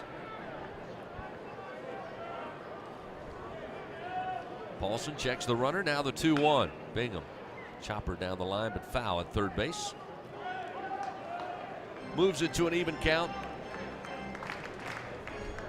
2-2. Yeah, the guys with velocity like Smink, you've got to have quicker hands. You don't want to go out and get the baseball as a hitter. Got to have the quick hands, but when you change it up and go to a guy who throws not as much velocity, got to really stay back. 2-2, I think, hit the batter. Got him on the lower leg, and that will send Bingham down to first base. Again, hit by pitch. LSU racking them up early here in the season. That's number 19 on the year. They had 17 through 5 games, Buzzy. Last year, 10 through 5 games. Wow. So, again, they set a program record a year ago. Well on their way here. But more importantly, in the short term, it puts runners first and second with 2 outs. We'll see Michael Braswell to the plate. Pitch to Braswell. Missed high, 1-0.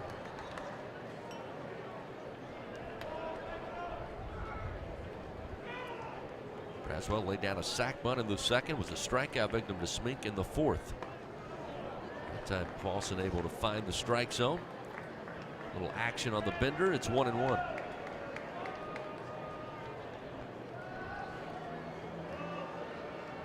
Neal at second, hit by pitch. Bingham at first. Here's a swing by Braswell. Foul tip, rolls to the backstop. And it's 1 ball, 2 strikes. Again, fans, a reminder, don't let AC or heater outages keep you on the bench this year. Text the word home run to 31996. Get your $59 AC system check. AccuTemp Services, proud partner of LSU Athletics. The 1-2 to the plate. Braswell had thoughts but holds back. It misses outside. Make it 2-2. Yeah, good take from Braswell. I know home plate umpire Jeff Head is getting a lot of comments from LSU fans, but that was a pitch that could have went either way, and I thought it was off the plate. Good call. The 2-2 way outside. That'll fill the count to Braswell. Putting the pressure now on Eric Paulson, the relief pitcher. Neal led off with a single. Hit a batter, puts a runner at first. With 2 down, payoff pitch from Paulson to Braswell on its way. In the air, foul territory, right side, the wind carrying it, and again, it will get out of play. A good thing for Stony Brook, because right fielder Taylor never saw it. That ball was out of play anyway, but he kind of ran to the foul line and really had no idea where it was going to end up. Gives Braswell another chance here with a full count, 3-2. Tigers down, trailing 3-2 to Stony Brook here in the bottom of the 6th inning. Runners first and second, 2 out. Here's the pitch from Paulson. Ground ball towards short. Takes a high hop. Maselli fields, throws to first, The stretch by Paulson. Brett Paulson is there. And that will end it for the Tigers. No runs, 1 hit. They leave 2 men on. They trail 3-2. We head to the top of the 7th here at the box. This is Fighting Tiger Baseball. Southern Air Heating, Cooling, and Plumbing, your trusted experts for all your home service needs. With over 35 years of dedicated service, we prioritize your comfort and satisfaction. As an official partner of LSU Athletics, we bring our expertise to every game, from installations to repairs. Our team delivers honest pricing with no surprises. Call us today at 225-777-8888 and experience the difference with Southern Air Heating, Cooling, and Plumbing. Go Tigers! In the morning when the roaches are running, you got the Bengal roach spray. Bengal roach spray is a miracle in a can. Just spray the baseboard in the kitchen and bathroom, and in just a little while, your roaches are dead on the floor. It's incredible. Bengal roach spray is odorless, clean, and easy to use. Bengal guarantees roach extermination overnight.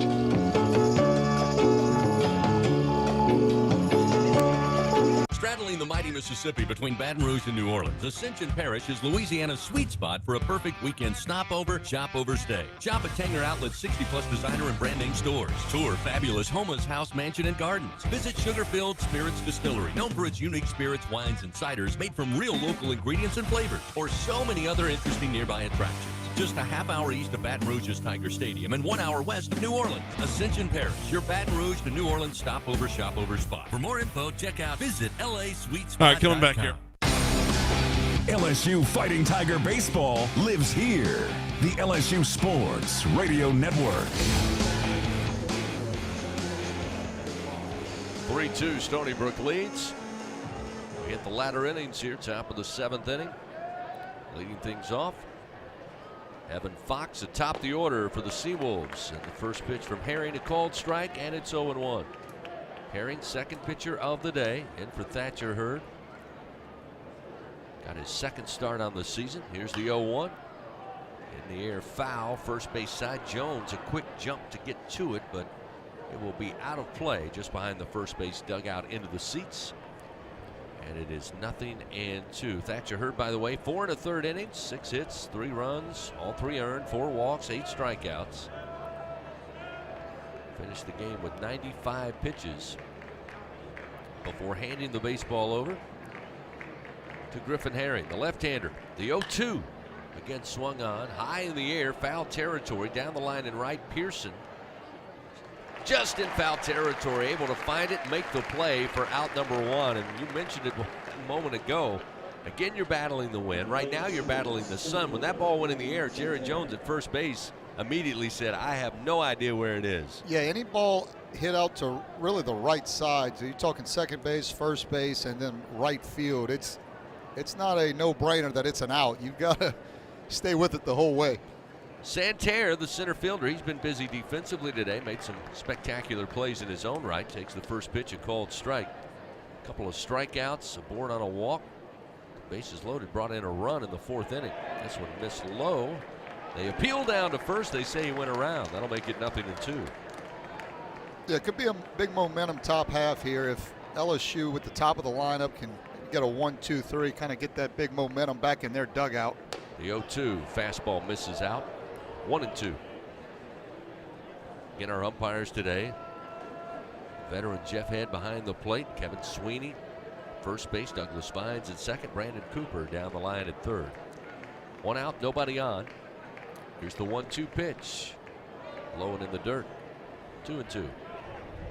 I like that pitch from Herring. 1-2, went with the slider down, kind of that back foot slider to the right-handed hitter. Now is that the 2-2 pitch or 1-2 pitch? Still a good pitch, good take. In the air on a swing, high to left field, but not very deep. Bingham, though, was playing in left center, had to run a ways, and he's able to get it in shallow left field for out number 2.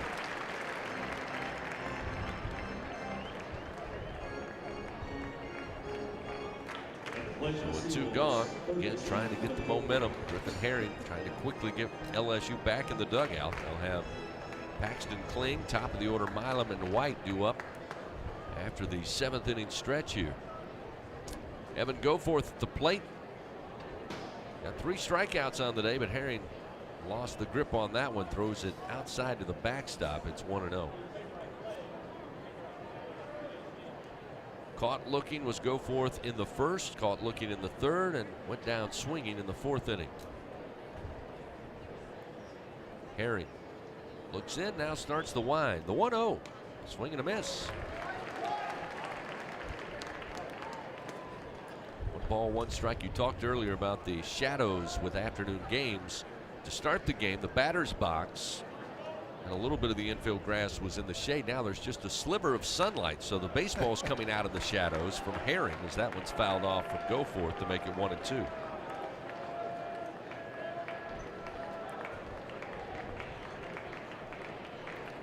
Two outs, nobody on. 3-2, Stony Brook leading LSU. 2 outs, the 1-2. Little tapper, and it's going to be down the line, foul at third. Goforth will come back, pick up the bat, and look at a 1-2 count once again. Help shape the future of medicine, fans. You can join clinical trial at Velocity Clinical Research. Participants will receive compensation, can receive it, can access potential medicines in development, get study-related exams at no cost. Find a study near you at velocitytrials.com.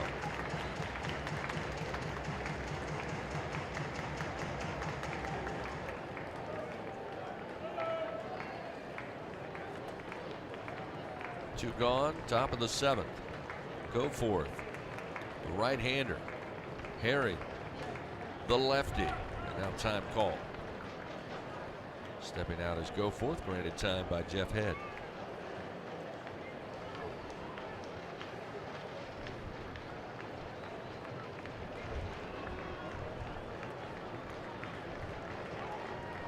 Herring now starts the wind, the 1-2. Just missed outside, not by much. Herring thought he might have gotten the outer black. Goforth had thoughts, but was able to hold his bat back. No appeal down to first. It wasn't close, and now it's 2-2. Herring now working quick. The 2-2 off speed, in on the hands, fouled in the screen right of home plate. I've been very impressed with Herring up to this point. He's got good command of the fastball. When he's missing, as we saw in that previous pitch, that fastball was just off the plate. Gives the hitter a lot to think about whether to pull that trigger or not. But he's all over the plate right now. 2 outs, 2-2 count. Herring to the plate. And this one up the middle, 1 bouncer, handled by Braswell. Throws a stretch again by Jones for out number 3. Played it perfectly off the bounce, did Braswell. Made a good throw to Jones, who gave the stretch for good measure to get the 3rd out of the inning. So, quick work. No runs, no hits, nobody on base. Time to stretch it out here at the box. The bottom of the 7th coming up. It'll be Kling, Milam, and White due up for LSU. They trail Stony Brook 3-2. This is Fighting Tiger Baseball. Tiger fans, this is Eddie Kennison, former LSU football wide receiver. If you know me, you know I'm all about making big plays. Tigers win! Tigers win! That's why I joined the team at LSU Sports Properties. Our goal here is to help businesses make big plays both on and off the field. If you want to give your brand that competitive edge and be a part of the biggest stage in college sports, give the corporate sponsorship team at LSU Athletics a call. Your brand, our fans. Utilize the power of LSU Athletics to promote your business and sponsor LSU Athletics today. Call 225-578-2788. Go Tigers. The SEC is more than the Southeastern Conference.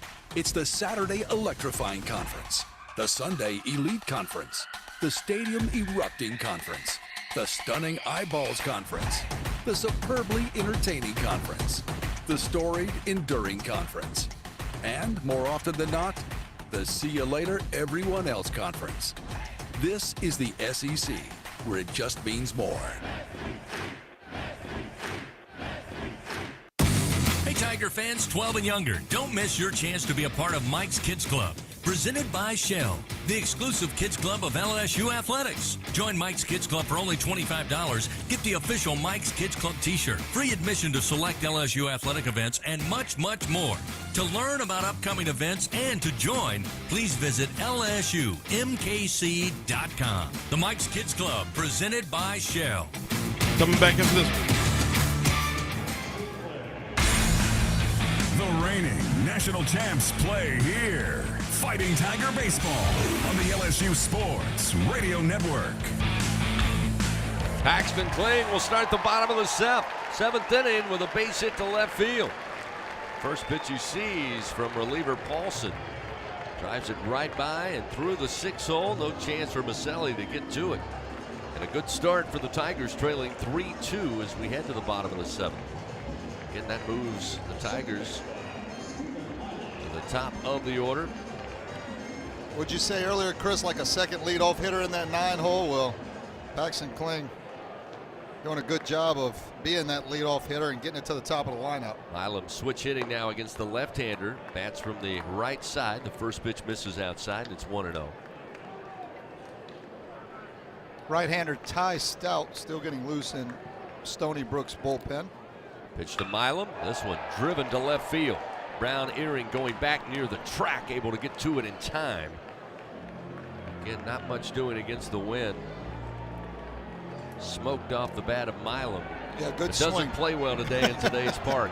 It was a good swing. Ball hit right on the nose. Wow, we've got 3 fighter jets flying by. That's the applause you hear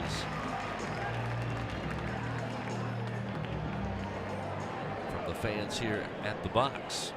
Beautiful formation as they fly left to right. Here's Tommy White with 1 out. He'll take a big hack, foul it out of play right side. Well, they were flying left to right. Hopefully Tommy White can get one in that jet stream, if you will, and get it out to right field. Runner at first and Paxton Kling. Plenty of speed there with 1 out. White swings and a ground ball foul, third base side. Falls behind, 0-2. Tigers looking to heat it up on the field. Fans, whenever you're ready to cool it down as the summer months come our way, count on Slow Melt Ice. Colder, cleaner, and longer lasting since 1997. Count on Slow Melt Ice. That's SLOMELTICE.com. SlowMeltIce.com. The 0-2 missed outside from Paulson. Make it 1-2 off speed to Tommy White, not biting. 2-strike approach. White awaits. Kling at first. The pitch from Paulson in the dirt. Leon able to get the glove and body in front of it. Kling will stay put at first base. 2-2 now to White. We mentioned LSU's not really a team that manufactures. They don't steal a lot of bases or hit and run, but a guy that can run is Paxton Kling. The problem is left-handed pitcher Paulson can do a good job of holding him. This one inside and in the dirt, and there goes Kling. He read it, was off and running to second base. The throw down nowhere close. So the Tigers get a little aggressive. Great heads-up play by Kling. Gets the potential tying run in scoring position here with just 1 out in the bottom of the 7th inning. Man, did he get to second base quick. Well, and that's what you got to do. You got to read that down angle. You've got to anticipate ball in the dirt, keep anticipating, and then when it happens, you got to react to what you see. Kling did that. 3-2, and White fouls it off to stay alive. And again, even if a catcher's able to block a ball perfectly and it gets right in front of him, if you break before that ball gets to the dirt, if you see and read down angle, it's virtually impossible for a catcher to pick it up and throw you out. Another payoff pitch to White. Just missed inside. Good eye by Tommy. He earns the walk. That'll put runners first and second with 1 out. That was a heck of a pitch and a better take. And I think Tommy White might have got a little bit of the benefit of the doubt, being the nation's RBI leader last year, as that was a heck of a pitch. But again, good take, and Tigers got something cooking. Kling at second, White at first. Here's Stravinsky. Hayden today 0 for 2. Did reach base by way of walk in the first. Now we got time called. Looks like Coach Sink calling for time. Going to go out and visit with Paulson here. Again, they have a right-hander who has been warming in the bullpen. And this is a slow walk out there by the Longtime head coach, a lot of success, put Stony Brook baseball on the map. He's going to go out and visit with Paulson here. We talk over situational awareness, leading by a run, 3-2. LSU with just one out, runners first and second, but something also tells me maybe a little time for the reliever to get where he needs to be. Yeah, I think Stout's ready. I may just be a situation where he wants to slow the game down a little bit.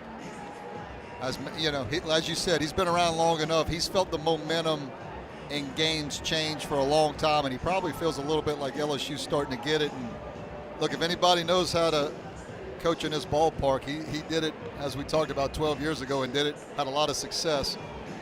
So he knows what the box is about, and when the fans start getting into it and guys start getting on base, it becomes a lot more difficult later in the game. So the meeting over with, Coach Sink back to the dugout. Travinsky back to the plate. 1 ball, no strikes. Pitch from Paulson.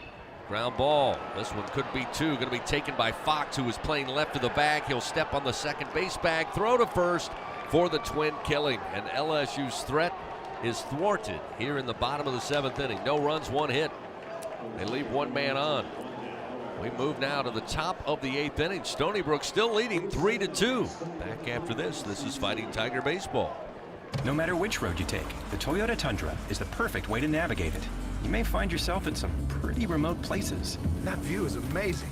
Or in places where pastimes become stories that become legends. I got one. It's a keeper. And each day ends watching a star-filled sky. Whoa. Built to follow your path, the Toyota Tundra. This Tiger has earned its stripes. Toyota is a proud sponsor of LSU Athletics. Toyota, let's go places. See packages and options at toyota.com for feature availability. Now batting in the cleanup position, Jenny King, the king of clean. Tiger fans, Janny King is a proud partner of LSU Athletics and even more proud to provide you, the players, and every fan that comes to a game here with a healthy stadium that has been cleaned by our team of professionals. Let us clean and disinfect your business. Go to JannyKingCleans.com now. That's JannyKingCleans.com. Janny King, the king of clean. Cheer on the Tigers with Oxbow Rum, the official rum of LSU Athletics. We make our award-winning rums right here in Baton Rouge, Louisiana. At Oxbow Rum Distillery, every drop of Oxbow Estate rum and False River spiced rum is made from scratch. We start with our own sugarcane grown right up the river from Tiger Stadium. So grab a bottle of Oxbow, the official rum of LSU Athletics, and experience the bright, smooth taste of Louisiana sugarcane in every sip. Go Tigers. We're coming back here. This is LSU Fighting Tiger Baseball on the LSU Sports Radio Network. Top of the 8th inning, Stony Brook with a 3-2 lead over LSU here in Baton Rouge. Matt Brown Airing will be at the plate. Griffin Herring gets him to swing and miss, and it's 0-1. Brown Airing today 1 for 3. Part of that 2-run inning in the second, had a base hit and scored a run. Herring misses low and inside near the ankles, and it's 1 ball and 1 strike.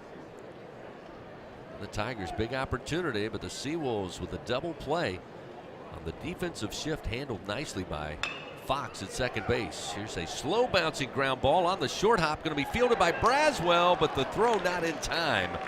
Beating it out is Brown Airing, and again, Buzzy, we can go back, watch it on replay. Braswell playing deep in the hole at the 6th spot, came flying in, played it great off the bounce, but just again, better effort down the line. I don't think he could do anything better. You said it best, Chris. I mean, Braswell comes in, doesn't bobble it. I mean, just playing so deep, and Brown Airing, was moving down the line. Nothing you can do, just beat it out. So the leadoff man aboard with an infield single. Bring Brett Paulson to the plate, first baseman. Griffin Herring again in relief of Thatcher Hurd. Game was all tied after 2 innings, but Stony Brook able to get a run in the top of the 4th. That's the difference. Here's the 0-1 from Herring. This is low. Ball 1. Yeah, Chris, you mentioned that double play ball by Travinsky. That was about the only spot in the infield he could have hit it that they could have turned a double play. They had the big shift on, and even though Travinsky's not a blazer down the line, as that is a swing and a miss for strike 2. But even though Travinsky's not a blazer, with the shift, it would have been hard for them to turn the double play, and he literally hit a ball with moving with some velocity exactly at the short or second baseman and able to turn the double play. Runner at first, no outs. 1 ball, 2 strikes. Paulson awaits, Herring fires. Somewhere missed outside. That is going to draw the ire of LSU fans. And again, Griffin Herring taking a little quick trip around the mound. He thought he also had great placement there, maybe just off the plate. But did not miss by much. 2-2 the count. Herring fires. Chopper towards second base. Braswell can't get to it. It'll find its way into shallow center field.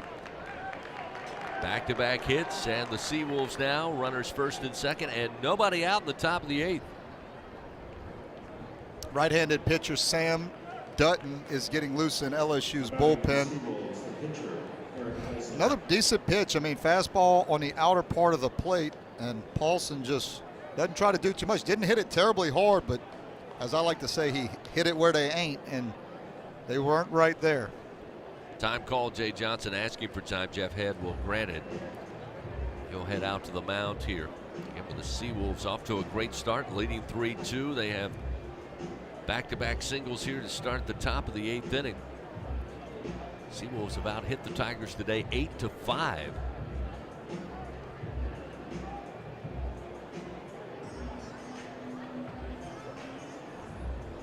Hasn't been a lot of offense. Kind of felt that way when we got here just based on the conditions. Didn't think there was going to be a lot of home runs in today's game. There haven't been a whole lot of extra base hits. Been a lot of singles. When you take a look at the difference in this game, I still go back to with runners on, Seawolves batting .364 on 4 of 11. LSU 1 of 11 with runners on. 2 for 7 for the Seawolves in scoring position, and LSU 0 for 5 with runners in scoring position. Jay Johnson done with his meeting. Griffin Herring remains on the mound again as a reliever continues to throw down in the bullpen. Yeah, you wonder if it's just, hey, if they're going to give up a bunt, if they're going to sacrifice guys over, let's just work on getting the out and pitching in the clutch. Showing bunt. Eric Paulson tries to low down the bunt. Nail throws to second base. And the throw to third to Tommy White gets away from him, and safely into third goes Brown Ehring. Again, huge lead off of second. Neal saw it, throws to second, but credit Brown Ehring. He immediately said, if you're going to throw to second, I'll try my chances at third, and he's able to get there in time. Yeah, Brown Ehring got caught in no man's land with the bunt attempt. He was out by a mile at second base, but Tommy White just dropped the ball. He was a good relay to third base and just didn't squeeze it over at third to put the tag on him. Jay Johnson wanting a clarification there and talking with Jeff Head, but that conversation ends quickly. And again, with nobody out, Seawolves now runners on the corners.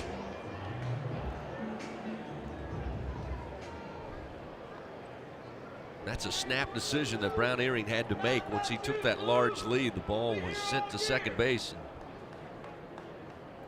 he just made tracks to third. 1-0 the count to Paulson, who again started the game as the DH, now the relief pitcher for Stony Brook. This one misses low, and it's 2-0. Yeah, he was committed. Once he was out, I mean, he did the right thing by trying to get to third base. Let's try to see if they can make the play at third, and they didn't, LSU, but a little bit of a tough break for the Tigers. 2-0, swing and a miss. 2-1 now to Paulson, who on the day is 1 for 3. Caught looking by Hurd in the second, a single and scored in the fourth, and hit into that double play back in the 5th inning to end the inning. Pitch to the plate, misses low from Griffin. 3 balls, 1 strike. LSU will play back in the middle, trying to turn a double play. The corners, Tommy White and Jared Jones at third and first are playing even with the bag, so they may try to cut the runner down at home plate. 3-1 pitch down in the dirt, blocked up by Neal, but it's ball 4. That'll load the bases for Stony Brook with nobody out in the top of the 8th inning.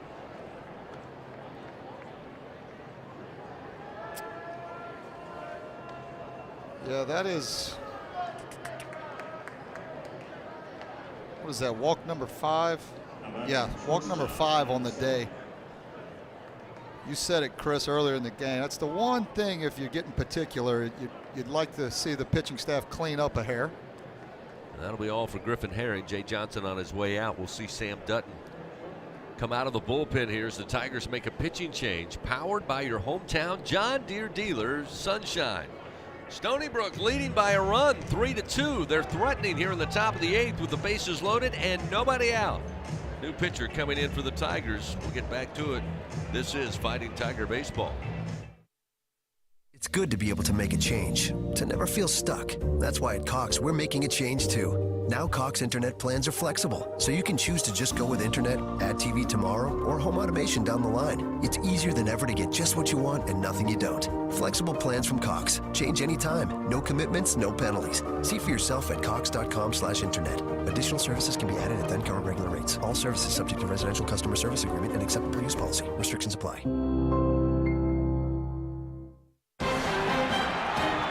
And we're back with the action. Coke Zero Sugar might be the best Coke ever. That's right, Jim. With an irresistible taste and zero sugar, Coke Zero Sugar is a must-try for any sports fan. So make sure you...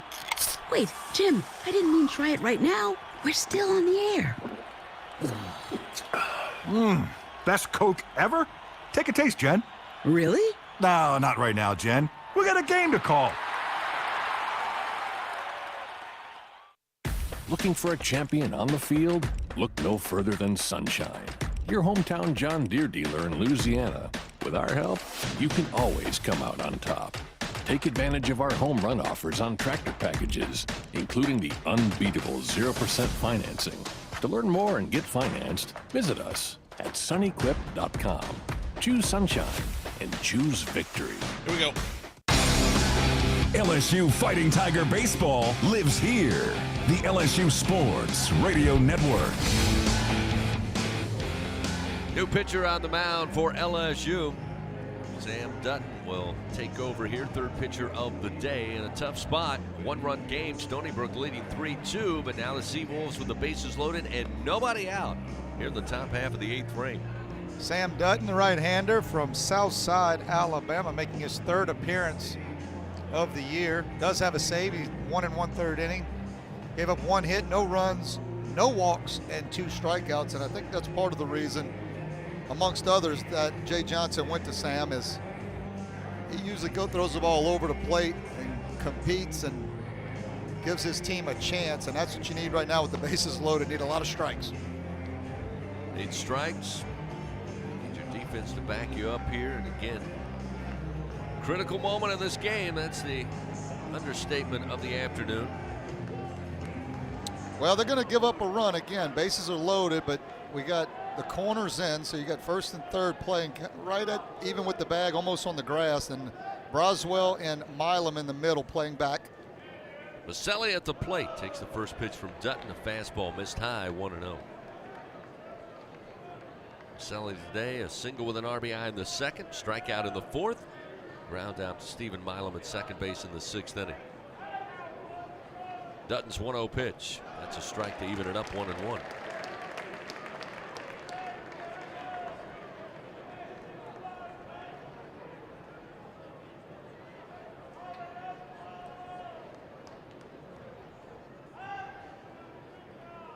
One delivery and a called strike.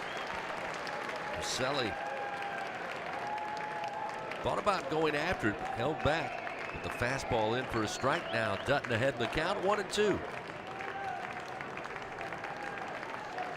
Bases loaded. Dutton's 1-2 pitch fouled off the end of the bat to the first base dugout.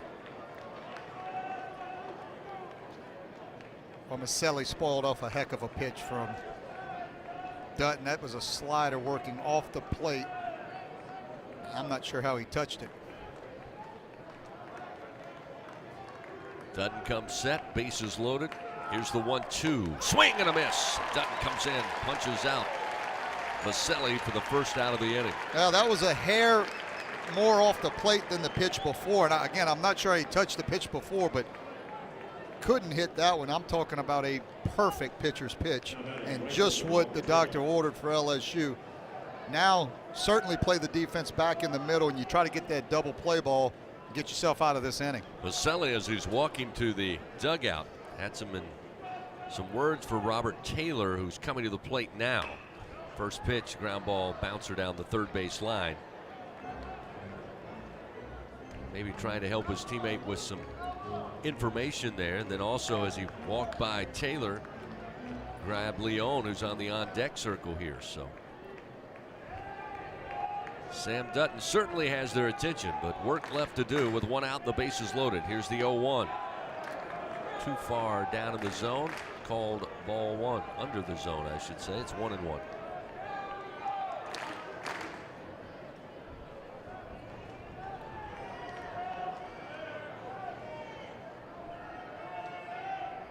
Taylor with a semi-closed stance from the right side. Pitch missed inside of the belt, 2-1. Rung up at 94 miles an hour off the arm of Sam Dutton.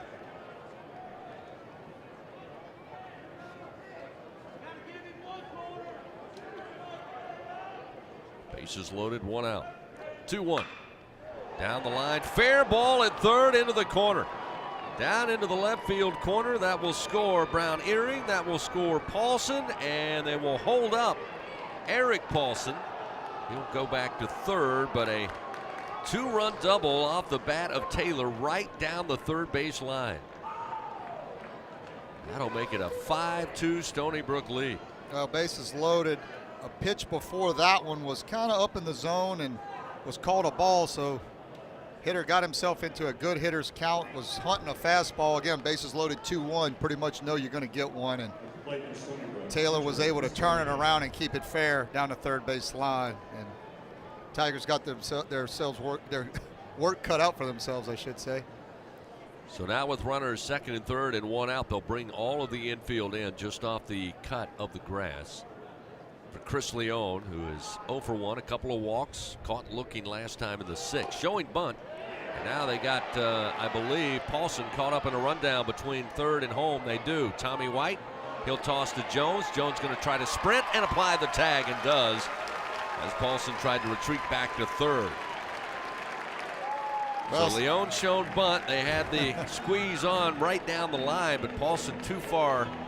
And a great pitch for Neal to work with. They started the rundown and they get the second out. Yeah, somebody missed the signal. When you put a suicide squeeze on, which is what it looked like, as Paulson was kind of committed all the way down the third base line, but Leone pulled back, and that pitch was a ball, but it wasn't that far off the plate where if you had the suicide squeeze on, you've got to try to put a bat on it. Yeah, some miscommunication there. Helps out the Tigers, gets the second out. Again, the runner did advance from second to third, and Taylor, a swing and a miss by Leone now will make it 1 ball, 1 strike. Now, if it was the safety squeeze, then Leone did right. You know, a safety squeeze, the runner's got to wait for that ball to be bunted into fair play. The 1-1. There's a strike to make it 1-2. Yeah, regardless, somebody missed I don't know who it was. Signal somewhere. Taylor with a lead off third. 5-2 Stony Brook leads here in the top of the 8th inning.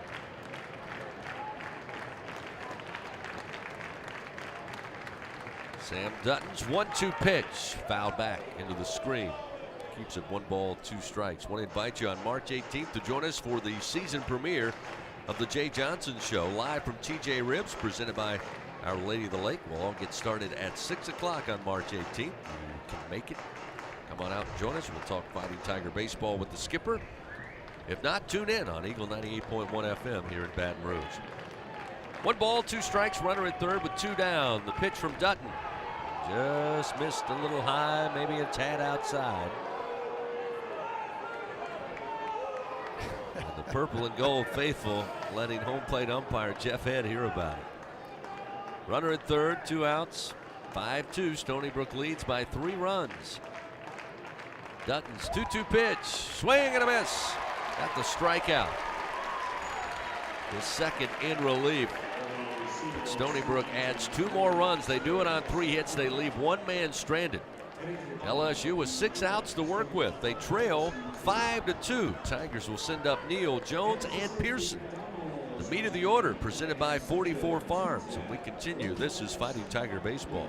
The passion, the tradition, the rivalries. Sirius XM is your destination for all things college sports, and we've got you covered. On SEC Radio, there is complete coverage of every school in the conference, including live games, plus 24/7 talk and analysis. So cheer along on the Sirius XM app and listen to your favorite team anywhere. And now you can get 3 months of Sirius XM free. Subscribe now. See all for details at SiriusXM.com/SEC Sports. When are 3 letters more than 3 letters? When they represent 14 storied universities, generations of tradition and unbridled passion, stadiums and arenas swelled with diehard fans, more than 260 national titles, thousands of All-Americans, and hundreds of Olympians. And the one conference where every catch, shot, swing, and stride just means more.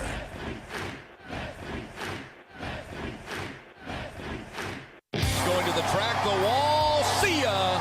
Tiger fans, have you ever wanted to watch LSU baseball on TV but hear the action from the LSU Sports Radio Network? Just sync the game with the LSU Sports mobile app. It's easy to do. Just pause the TV. Use the LSU Sports mobile app to stream the audio on your smartphone or tablet. Connect to a smart speaker, then wait for the audio to catch up to the point your TV is paused. Push play, and you are all set. Sync the game with the LSU Sports mobile app for iOS and Google devices. Download it today. Tigers win! Tigers win!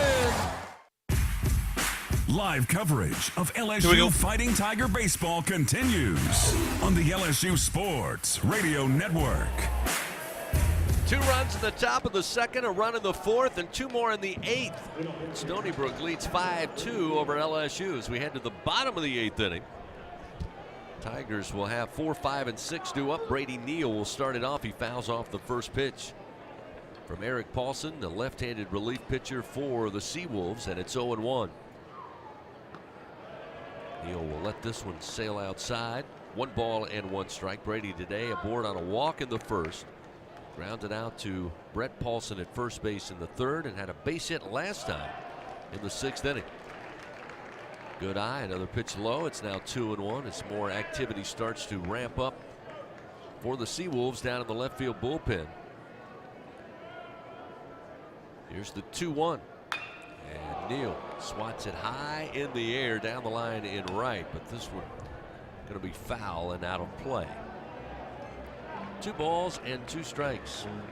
Again, we talked about the great job of Eric Smink in the start today. He was fantastic for Stony Brook, but let's credit Eric Paulson, who started the game and continues to be the DH, doing a pretty good job in this bridge opportunity here as this one's fouled out of play down the left line. Keeps it 2-2 to Brady Neal.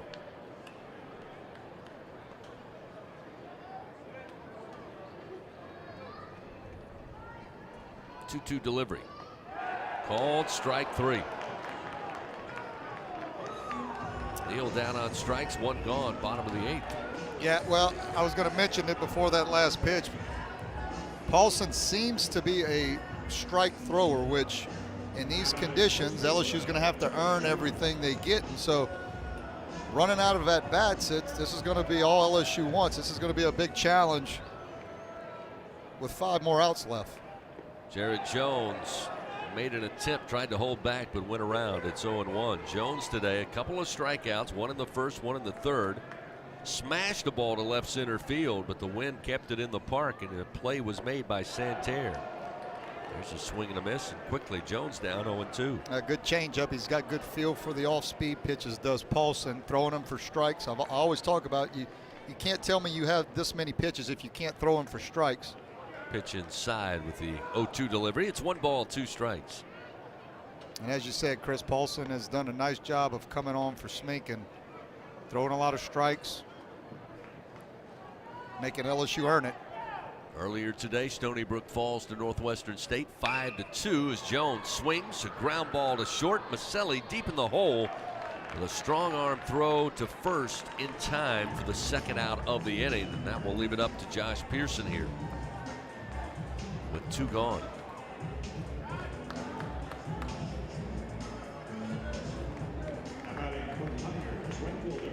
Had to shift on to the left side of the infield with a right-handed hitting Jones. Now they'll shift Evan Fox back to just right of second base.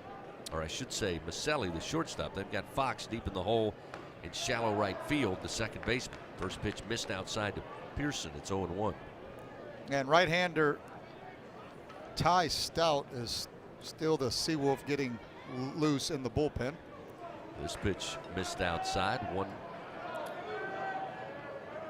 the count to Pearson. Josh Today aboard on a walk. In his first at bat, he will pop this one up. Right center field. Santerre coming over. Under it and has it for out number 3. And the Tigers go 1-2-3 in the bottom of the 8th inning. We head to the top of the 9th. Stony Brook leading LSU 5-2. Back after this. This is Fighting Tiger Baseball. Unrivaled content, unprecedented access. LSU Gold, powered by Bayou Traditions, is the only place for exclusive behind-the-scenes content featuring your favorite LSU teams. It's all access to the Tigers all year long, from pregame warm-ups to postgame celebrations and every moment in between.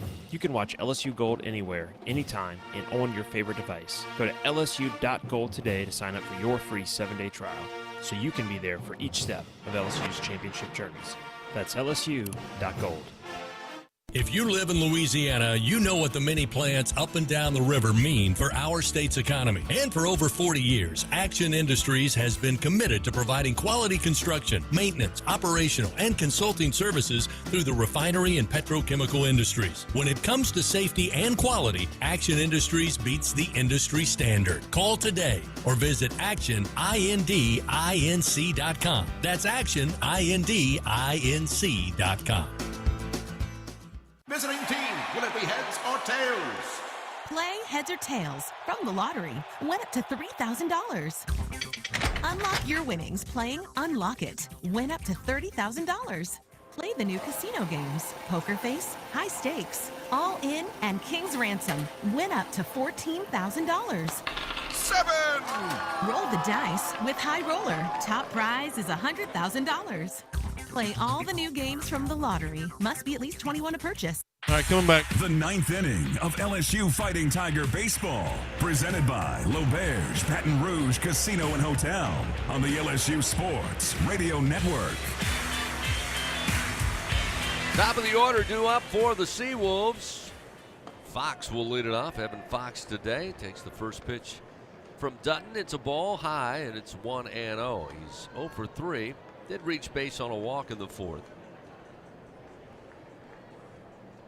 Dutton's 1-0 pitch.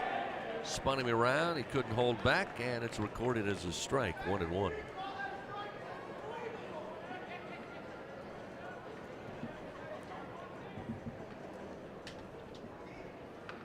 Dutton, the right-hander, with the 1-1. Going to hit Fox right square in the back. So the leadoff man aboard once again for the Seawolves. Tigers again. 11 strikeouts from the staff today. 5 walks and now a hit batter. So 6 free passes for a team in Stony Brook that has 5 runs on 9 hits. Yeah, and this is a guy you got to be careful on first base. Evan Fox. He will and he can and will steal 39 stolen bases last year for this team.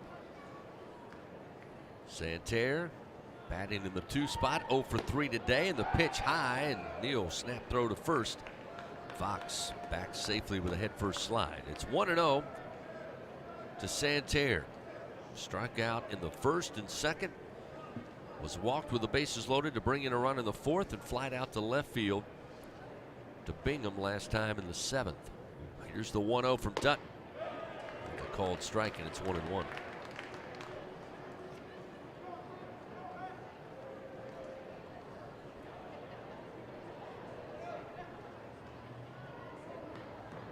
Fox again extends his lead off of first. Dutton, the right-hander, will look over. And a quick turn and throw, and back safely again is Evan Fox. Of course, if you've got a last name Fox, I mean, you got to be able to move quickly. That's a good point.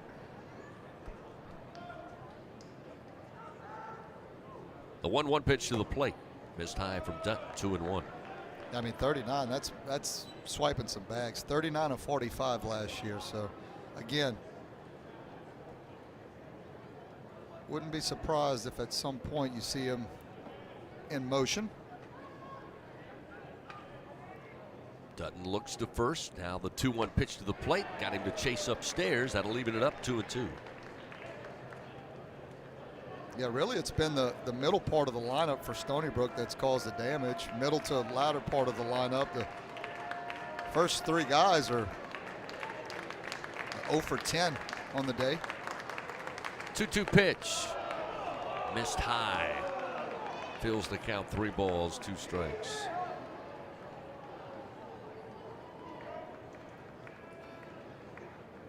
Looking to record the first out here in the top of the 9th inning. Keep it a 5-2 Stony Brook lead with a chance for the Tigers in the bottom half. Quick turn, another throw. And Fox back to the bag.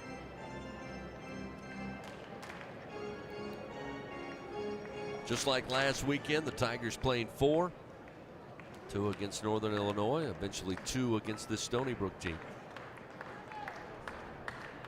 Another turn and throw. This time tag at least applied by Jones, but again Fox able to get back. Tomorrow at 1 o'clock it'll be LSU and Northern Illinois for their second meeting. Then on 1 o'clock Sunday it'll be the Seawolves and Tigers once again. Again Dutton will throw over. Again Fox quickly back. Left-handed pitcher DJ Primo is getting loose in the LSU bullpen. It's number 41. DJ out of Baton Rouge, went to Central High School. Payoff pitch to the plate. In the air, down the line, foul in right field. Pearson giving chase, but it will find its way into the seats. Keeps the count 3-2.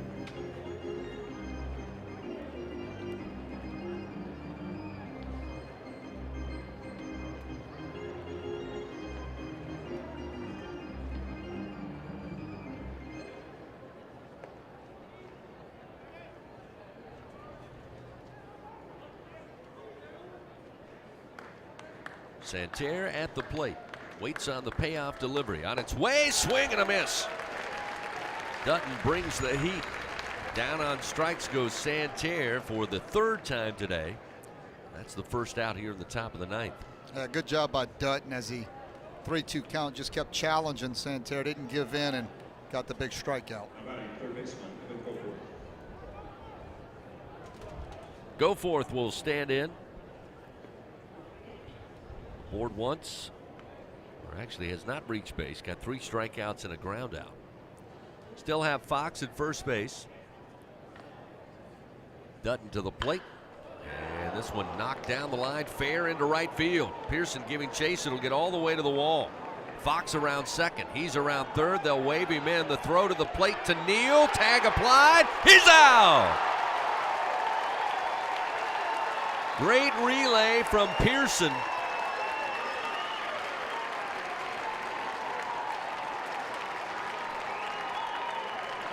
What a play defensively to keep it a 5-2 game. Pearson had to chase it all the way into the corner. Comes up firing. Relay delivered to the plate. Neal on the first base side had to then quickly lunge and apply the tag as Fox was sliding in from third. Big time defensive play, lifting up Sam Dutton. 2 outs. Again, a runner at third as Goforth never stopped. Here's a swing and a miss to Brown Airing. And it's 0-1. That was a heck of a baseball play all the way around. Pearson started it. He had to make a good throw to Milam. And what I was so impressed with Milam is he got his body in position and was working towards home plate. And it was all a catch and throw in one motion, which was able to get to a good strong throw to Neal. Here's a bouncing ground ball to Braswell at short. He'll glove it and throw to first. Another great stretch by Jones, and that will end it for the Seawolves. They threaten, but a play at the plate keeps it a 5-2 game. No runs on 1 hit, 1 man left on. Last chance for the Tigers. We head to the bottom of the 9th. They trail 5-2 to Stony Brook. This is Fighting Tiger Baseball. Walk-Ons is always a win. Whether it's for a post-game celebration, drinks with the crew, or an easy weeknight dinner, we got it covered. Scratch-made dishes, wall-to-wall TVs, craft beers and cocktails. Dig into our mouth-watering menu items like po' boys, gumbo, and voodoo shrimp. Plus, fan favorites like juicy burgers and fresh salads. Find your nearest location or order online or in the app. Walk-On Sports Bistro for the win. It's time to score big with healthcare decisions this enrollment period. With a Medicare Advantage plan from People's Health, you get more benefits than original Medicare for no monthly premium. Benefits like $0 copays for primary care and virtual doctor visits. Part D prescription drug coverage, including $0 Tier 1 and Tier 2 generic drugs. A quarterly allowance for over-the-counter items. Plus coverage for hearing aids, dental services, and glasses or contacts. Call People's Health to learn more. 1-855-633-4207. Hollingsworth Richards Ford is a proud supporter of the LSU Tigers. Conveniently located on Florida Boulevard, Hollingsworth Richards Ford carries a huge selection of new Fords and pre-owned vehicles of every make, boasting huge savings year-round. Family-owned and operated for over 30 years, Hollingsworth Richards Ford supports local causes like JDRF, the Cystic Fibrosis Foundation, and the Multiple Sclerosis Society. There's a reason why people buy again and again at Hollingsworth Richards Ford. Fair prices, relaxed, easy buying experience, and the friendly and knowledgeable staff. Remember, you always get your money's worth at Hollingsworth Richards Ford. Go Tigers. The ninth inning of LSU Fighting Tiger Baseball, presented by L'Auberge Baton Rouge Casino and Hotel on the LSU Sports Radio Network. Make our way to the bottom of the ninth inning. It's a 5-2 Stony Brook lead. Tigers come to the plate looking for base runners and runs. Mac Bingham, the left fielder for the Tigers, leads it off. A single in the second, came around to score. Strikeout victim in the fourth was hit by a pitch in the sixth inning. The 1-0 delivery from Paulson, low and inside. Again, sticking with the reliever, Eric Paulson here as Coach Sink does have a right-hander who appears to be ready if need be. 2-0 delivery to Bingham. Way outside, ball 3. Yeah, you might want to take till you get 2 strikes here. Definitely taking 3-0, and again, I might even see if Paulson can do it twice in a row. Paulson winds, the left-hander delivers, and it is for a strike. We'll see now if Bingham again will force him to find the strike zone on its second take. It's 3-1. The pitch swung on and a foul. Bouncer towards the third base dugout. Now a full count for Bingham. Bingham, Braswell, and Clean due up for the Tigers. 7, 8, and 9. 3 for 6 on the day for those 3. And there's a base hit off the bat. Bingham just left of second base. Right up the middle. Leadoff man aboard. LSU gets off to the start they were looking for here in the bottom of the ninth. Yeah, get the next guy up if you're LSU, and Bingham did a nice job. 3-0, and Paulson comes all the way back, but Bingham doesn't give in, stays right back through the middle, and as you said, just the start LSU is looking for. Jake Brown going to come in to pinch hit for Braswell here, the left-hander, to face the left-handed throwing Paulson. Brown on the year, batting .467. The first pitch misses inside from Paulson, and it's 1-0. Brown, the freshman out of Sulphur, Louisiana, went to Sulphur High School. Bingham off of first. A pitch inside at the hands. Whoa, called strike. The previous pitch, I must admit, looked a little better than that one. It's 1-1. Paulson's 1-1 pitch. Off speed at the knees. That one a good pitch. It's 1-2.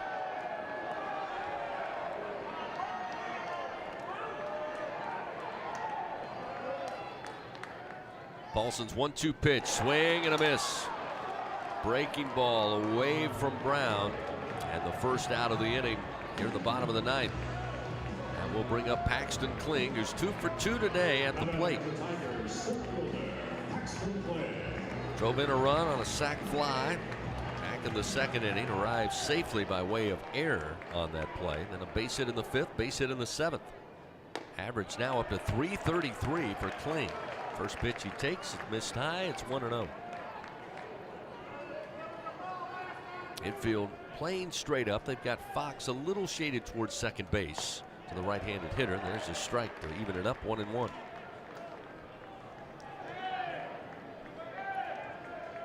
And the Seahawks have turned 2 double plays today. Tigers trying to avoid that here.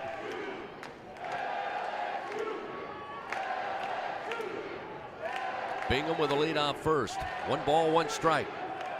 Pitch inside, missing for ball 2.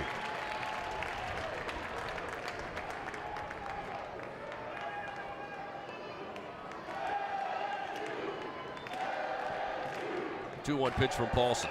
Swung on, a little slow tapper to the mound, going to be fielded by Paulson. He will throw to second to Fox, but they collide with Maselli. That's the only out they can record. Let's look at the force out at second base, but no chance to turn 2. Looked like a little miscommunication. Maselli was coming from short. Fox thought he had it all the way. The ground ball was left of the mound. It looked like for the left-hander it was going to be easier to get it to Fox. Again, Maselli almost deflected that ball. Luckily, they're able to get the play, but it looks like they're going to go to a review here. We'll see. Well, I got to tell you, on the replay, it looked. I know why Coach Sink is doing what he's doing, but the momentum of the shortstop is what made it look worse than what it was. I mean, Bingham went right into second base. I didn't think it was anything crazy. He just slid directly into the bag. So again, they're challenging runner interference there from Bingham, and I agree with you. I think the confusion, or what made it look like there was some trouble, was you had 2 infielders trying to handle the ball at second base. I mean, where else is Bingham supposed to go? If nothing else, you could say Maselli was impeding the progress of the base runner. But again, I think I agree with you. They do challenge it, but the ruling on the field was, again, it was an out, just 1 out at second base. We go under review, presented by Acme Oyster House. And tip your hat to Paulson for getting the out and having enough confidence to make the play at second. I was a little shocked that with a 3-run lead, he didn't just turn and spin to first base and get the sure out there. But again, if everything holds up, I mean, it was the right play.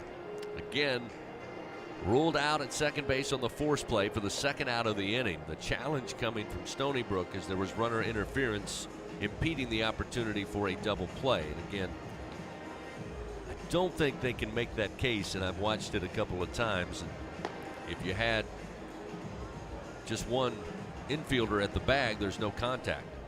And that is exactly what will happen out at second base, and that is all. Yeah, you got the top of the lineup up now with Milam. You'd love to see that guy on deck, number 47, White, get a chance. And that would mean you'd have the tying run at the plate if Milam were able to get on. So love to see him take a swing with, the wind kind of switching a hair out to right field.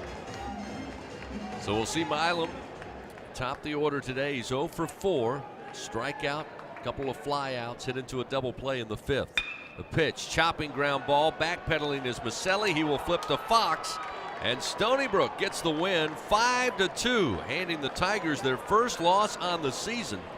2nd win by the Seawolves. They move to 2-4. The Tigers move to 5-1. 5-2 a final here at the box. Coming up, we crank up the Fighting Tiger postgame report presented by Woman's Hospital. Stony Brook 5, LSU 2. This is Fighting Tiger Baseball.